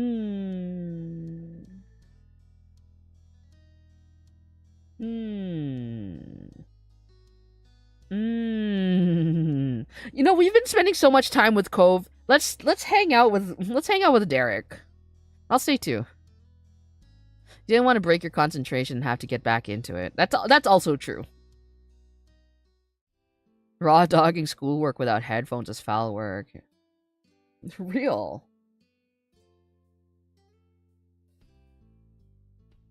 How's your assignment coming along? I remember having to read Catcher in the Rye in high school. Back then I hated the main character. Now I still don't like the main character, but I understand him. So it's just like, yeah, hated him. But you know what? I get him now. Still hate him though. Me mood. In high school. What did I read in high school? I read The Chrysalids in high school. I read The Chrysalids, and I read The Handmaid's Tale. And you know, your typical shit like fucking Othello, Merchant of Venice, Macbeth. I think I also read The Great Gatsby. We read Great Expectations. Trying to think of what else.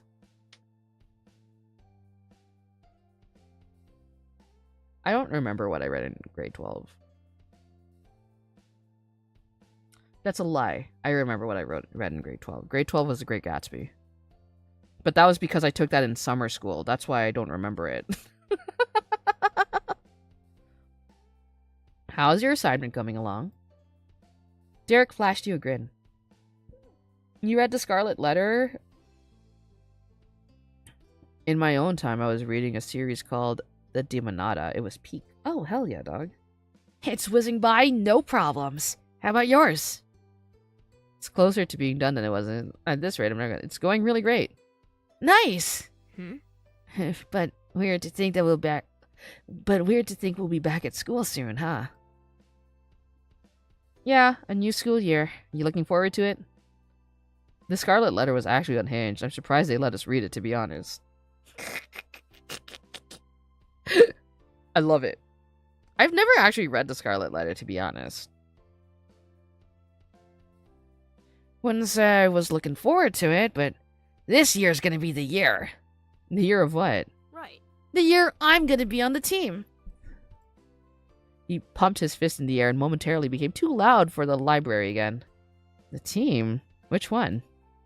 Football or soccer? Enjoy Agile. Why not both? That'd be pretty sweet, but I need to give it my all, whatever it is. I think you'd enjoy it, actually. It's really dark, but satisfying. Okay. I love books. I had to read that too, and the Canterbury Tales. The Scarlet Letter was quite something. Okay. Can't split my focus forever. Thing is, I haven't figured out how I'm gonna pick. I'd have more time to practice and get real good if I stuck with just one. I don't know.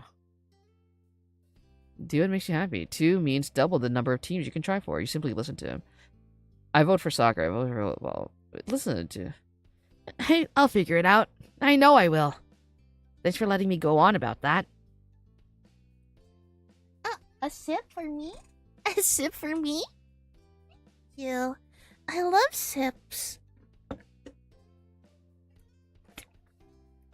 But hey, how about you? What's the new school year got in store for you?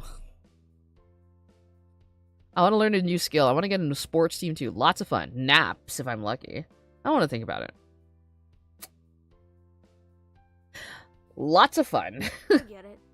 That's a solid plan. Though the Scarlet Letter is way less unhinged compared to your streams.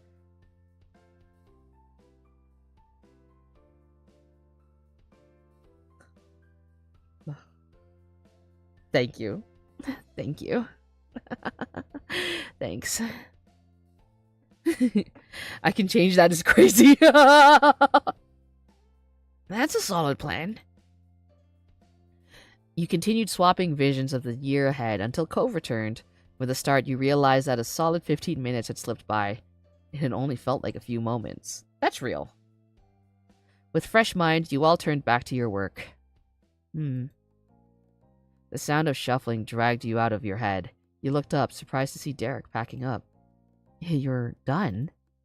Derek casually shrugged, but you could tell he felt proud to be the first finished. Uh-huh. Told you it wasn't anything hard. And what are you going to do now? You wondered how Derek was going to spend his newfound freedom. Maybe. I could look over what you're doing. Maybe I got some tips that'll help. Oh, he's so sweet. I love Derek. That'd be great, thanks. I gotcha. He's so cute. With a smile, Derek leaned over your part of the table. He took some time to get the gist and point you in the right direction before turning it back over to you. Welcome back from Ad Jail, everyone. Derek leaned on the back of his feet. Yeah, okay. I'm gonna look around while you guys finish. See ya. Bye. Bye. See ya. Later on, Cove shifted in his seat, closing his book as he looked over the notes he'd been taking. Glancing away, you contemplated what you had done thus far, too. I'm done. Just as you thought, it hadn't been that difficult. You wrapped it up already. Derek's advice made it easier in the end. Are you about ready? It's almost 4. Later, readers. Yeah, I think so. Come on. The both of you gathered up your books and, after returning the ones you'd used for reference to their proper shelves, set off to find wherever Derek had wandered off to. He was in the biography section. I love Derek. His back was to the two of you, one hand on above his head and the other supporting himself against the shelf as he strained to grab one of the books. Hey, Derek, we're ready. Okay. Oh, okay. He glanced towards the sound of your voice, then up towards the shelf he was trying to reach. That was a struggle you knew all too well. Do you need help with that? Derek frowned, eyes flicking to Cove just for a second before shifting to look at the floor. Yeah. Thanks. Which one? Derek directed Cove towards the book he wanted. It was an autobiography of someone you'd never heard of before. And then the three of you moved to the front of the library to wait for your rides. Poor guy, I like him. Help him, please. He's just a little guy. I like him so much. You stood close to the window and let out a content sigh, feeling the rays warm you from the slightly chilly library interior. Stared into space as me. Got any plans after this? Gonna work on my technique. Can't get rusty while school's out. That answer was inevitable. Technique for what? Soccer. How about you two? The words you two echoed in your mind. You knew what Derek meant, but why was it bringing a smile to your face to be linked with Cove? I know what we are, even in the most tenuous circumstance. I know what you are. Nothing planned. Me neither. Oh, that's my dad's car. Derek lifted a hand to wave, pushing the door open and heading towards the blue pickup truck waiting in the parking lot. Talk to you later. See ya, Maku. Bye, Cove. The word YouTube echoes in your mind. You watch Derek jog off before scanning the area for your mom. Did you... Alright, I better go and check up on my close friend from Twitch. Thank you for an entertaining stream, Maku. Take care. See ya. Thank you. I hope your friend is doing well. Thank you for hanging out. I hope that you had a good time. Did you get everything done? And I'll check out that news cover when I can. Hell yeah, dog. I'm really proud of that one. I quite like it. Yeah, I only got to get some thicker paper to draw the final draft on. I saw you're done. He smiled, impressed. Kumo's shameless plug strikes again. I'm coded. Thank you, Kumo. Yay. You felt pretty good about that. I feel like I'll need to come back to the library again before summer's over. Even if your assigned work was done, you might have to double check some things or do preparation for the start of the year. I'll come with you. I still have some stuff I can do. You smiled at the idea. Despite not working on the same thing, it'd be nice to have some company. Dog. There are so many times where I want to just sit down in like a call and just work on stuff. Right? But like, you know, sometimes it's in like the middle of the day, right? And it's like, oh, well, I don't really want to bother anyone because, you know, it's the middle of the day on the weekend. People are probably doing shit. But then I see, like, for example, in like Discord servers that I'm in, I'd see that some people are just sitting there. And I'm so scared. I wish I could just join in. It looks like it would be so much fun. But I'm also very scared. You can always call me Pookie. Yay. I'm good with that. Hey, do you want to do something with me after this? Oh, sure. Cove seemed eager towards the offer. You hadn't exactly expected him to say no, but the agreement still made you happy. The two of you smiled at each other. Cove looked away for a second, and so you did too. Fidgeting with the hem of your shirt. I know what you guys are. It wasn't long before you spied your mom's car coming down the road. There she is. All right. Time to go then. You climbed into the car, sliding into your usual seats and buckling the belts. Hey, kiddos. Did you get a lot done? I'm done. Nice. Amazing. The car shifted into action and you watched as the library shrunk into the distance. It wouldn't be the last time you saw it this summer, but at least you knew you were going to have company. You fielded questions from Mom while you tried to juggle a conversation with Cove. To the MILF mobile, slow shut up! When she learned you two were planning on returning, she immediately offered to give you a ride next time. You continued to answer Mom's questions about what you'd been working on, then told her about your plans to stick with Cove after getting back. Reporting and tell you that I have 37k channel points. What am I to do with all this power? Oh my god, why do you have 37k? Hello? There was something knowing in her smile that made you pause just for a moment. But soon enough, the trip was over, and you had arrived back to your neighborhood. Cove had run over to his house real quick to drop off his stuff. You also made a pit stop to put your backpack away before heading out again. The two of you regrouped in the middle of the road, halfway between your houses. With everything wrapped up, you could now freely enjoy the rest of the afternoon. Your conversation resumed as you both began walking down the street together. The afternoon came and went, dinner was eaten, and you were cleaning up the dishes left behind from it. Cove had elected to stay for the meal today. He passed you a couple plates to rinse in the sink, even though he didn't have to. Cove asked to do at least something to help. You scrubbed the last of them and let out a satisfied sigh. Okay, they're done. I'm going upstairs now. You addressed your guest for the evening. You gonna come with me? Yeah. The power of Osana Najimi. Yeah, I don't have to go back till later. Take it easy, kids. Thank you for the help. When you got back to your room, you noticed your backpack from earlier. You figured it would be best to unpack the stuff you needed before going to bed.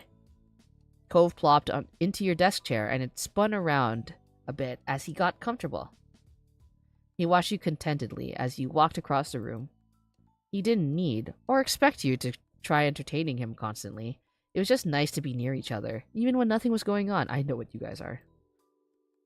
You hefted your bag up onto the bed. It sunk into the comforter. With that, you started to sort through the books and paper packets. Not all of it were things you'd need anytime soon. A small pile of the most important assets began to grow at the side of your backpack until you'd gone over it all. That's how I feel about Maku. Give me a second. Which one is it? Is it this one? Or is it this one? Is it this one? Is it this one? I think it's this one. You promise?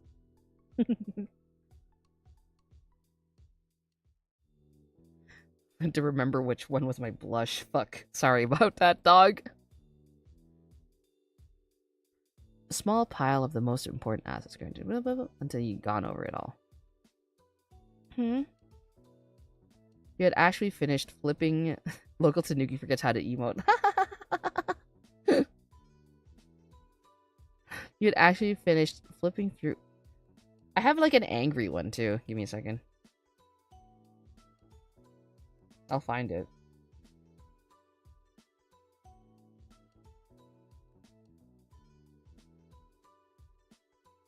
Is it this one? Is it this one? I don't remember which one it is.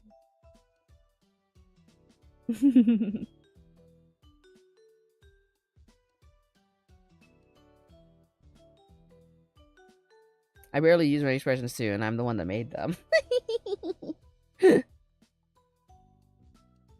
Yeah. I don't remember. Fuck, which one was the angry one? I'd have to check. You instinctively pulled the opening closer to you and peered inside. A second look-through commenced, and then a third, and then you began to open the smaller packets. You were missing your history assignment. Oh, fuck! Maku? By this point, Cove could tell something was wrong. He had spent the better part of today completely finishing it, and now it was gone. It hadn't been that noteworthy before, but the bag wasn't really zipped when you had first begun to look through it. The work could have fallen out somewhere if you had it in the first place. My stress level shot up. It was gone, and now you're going to have to replace everything you did for it. My history work isn't in my backpack. At your word, Cove jumped out of his seat. No way! Oh crap! Is there somewhere we can look? the bag was kind of open, so... He winced sympathetically. That left a lot of options for where it might be. Most of them bad. You made a sudden bolt for the other side of your room. You started to scour the spot that backpack was originally left in. With nothing in sight there, you expanded the search to the rest of the space. I would actually crash out. Oh my god. Yeah, dog. Ooh. Cove did his best to stay out of your way while keeping an eye open for your missing work. It was a frantic and ultimately fruitless effort. Your assignment wasn't here. Let's check downstairs. It might still be in your house somewhere. Fine. How are you? Why, hello again. Is everything all right? Told my mom what was going on. I unpacked my bag and one of my assignments wasn't there. I am so sorry. Oh, sweetie, I'm so sorry. What's missing? An assignment for school from the library today. Mom's eyebrows raised with concern at the answer. Hello, Mom. Slow. Oh, that's a pickle. I'll call right now. I think they might still be open. Thanks, Mom. You're welcome. You're welcome. Just leave it to me. Cove, honey, can you tell us if there was anything you noticed? You were with Maku, right? I saw the assignment when Maku had it out in the library. I don't remember him putting it away, but I'm pretty positive there was nothing left on the table when we were done. He spoke resolutely. Before now, he hadn't considered that something might have been left behind. You had felt the same when leaving, though it was hard not to second-guess things now. Speaking of pickle, you know what joke was... Fuck off! Fuck off! I don't remember. Did we come out to our moms, or was it an off-screen things between steps? You kind of, like, just pick shit up between steps, and then they just accept it. They might make, like, a comment or two about, like, the change. Right? But, like... Ultimately, it's ultimately done between steps. They can smell it on you as fucking insane, dog. Your mom re-entered the scene a few minutes later. The look on her face was not promising. Well, So I got a hold of one of the librarians. They don't have any papers with your name on them. Not that they could see anyway. I'm sorry. Thanks for trying. Of course. Sorry it was a bust. It's not your fault. Maku, hey, let's go over to my house. I can check my bag. Maybe I took it when we were packing up and didn't notice. Good idea. Got the impression that this wasn't just about another place to look. You were stressed over the situation here. He's trying to give you an out. Oh my god, he's so sweet. Let's go. Why don't we just go around to where we were? Like, we just went down the street, right? Cove nodded and made his way to the door. Your mom stood by with creased eyebrows. Creased brows, my bad, dog. Take care, kids. Good luck. Bye, moms. You briskly made the trip across the street, and in less than a minute, you were going through the threshold of Cove's house. Cove had been in a rush earlier today, too. His backpack was tossed on the couch without a thought. No one had moved it since then. You can sit down, or anything. I'm gonna look. He lifted up the backpack and unzipped it in a fluid motion. You were left to wait as he rooted around inside with an unexpected level of seriousness. No, would not be able to relax. You leaned closer, trying to get a peek into what he was seeing. Every second of not knowing made you more tense. Your impatience didn't go unnoticed. He tore through the contents rapidly, until Cove's eyes drifted from the opening of the bag and traced the length of the room's floor. His arm was still tucked away inside, but the search was over. Yeah, no, I would not be able to calm down at all either. No. Your heart sank. It was obvious there wasn't much of a chance Cove somehow had it this whole time.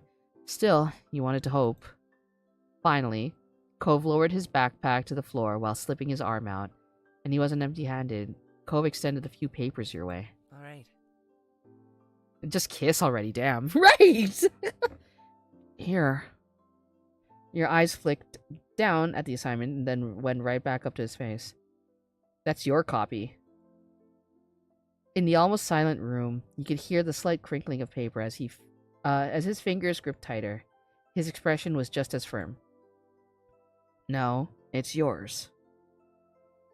Cove, I can't take that from you.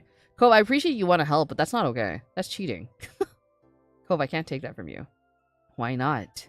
I mean... That assignment and grades, they're important to you, and, you know, you're important to me, so... Okay. He flatly dropped the papers at your feet, refusing to meet your eyes. I think I did pretty good with it. The marks shouldn't be bad. Why don't we just do it again?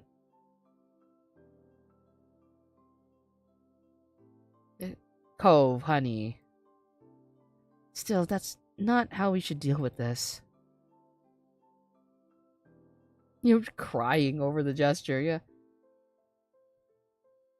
Oh my god. Wait, were we gonna, like, is it a bad cry? Like, hold on. It was too much, and tear droplets began to sting your eyes. Please don't cry, Maku. Missing an assignment is something that doesn't bother me. I mean, you've known me long enough to see what does upset me.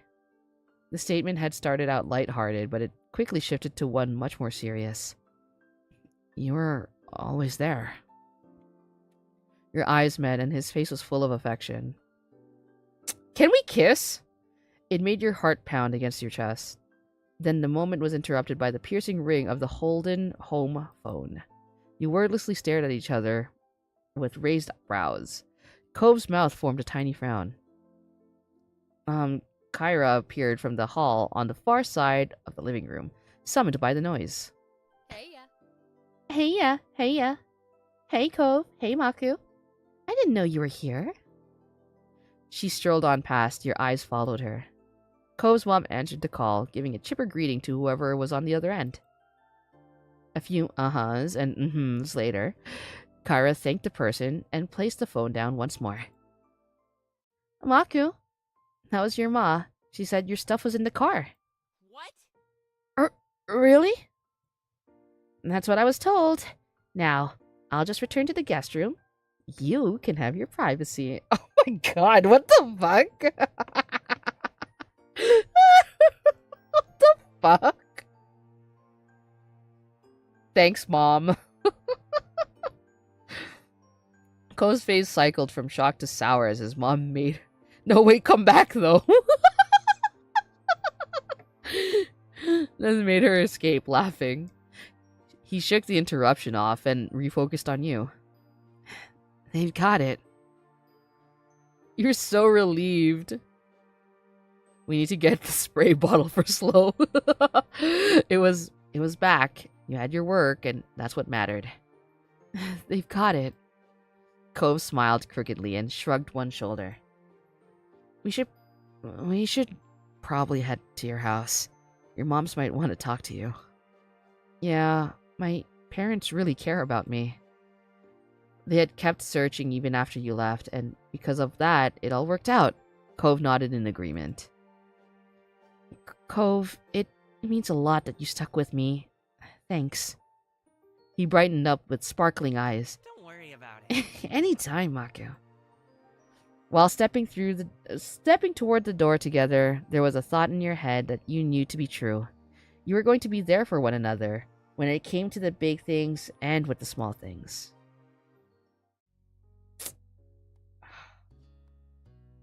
I want to do the last one. However, unfortunately, Maku has been going to work, like, extremely early. Like, I need to wake up in, like, fucking 7 hours. And Lord knows that I'm not going to sleep until, like, 3 hours from now. So I'm gonna have to call it there, unfortunately. Alright, who can I send you to? Who can I send you to?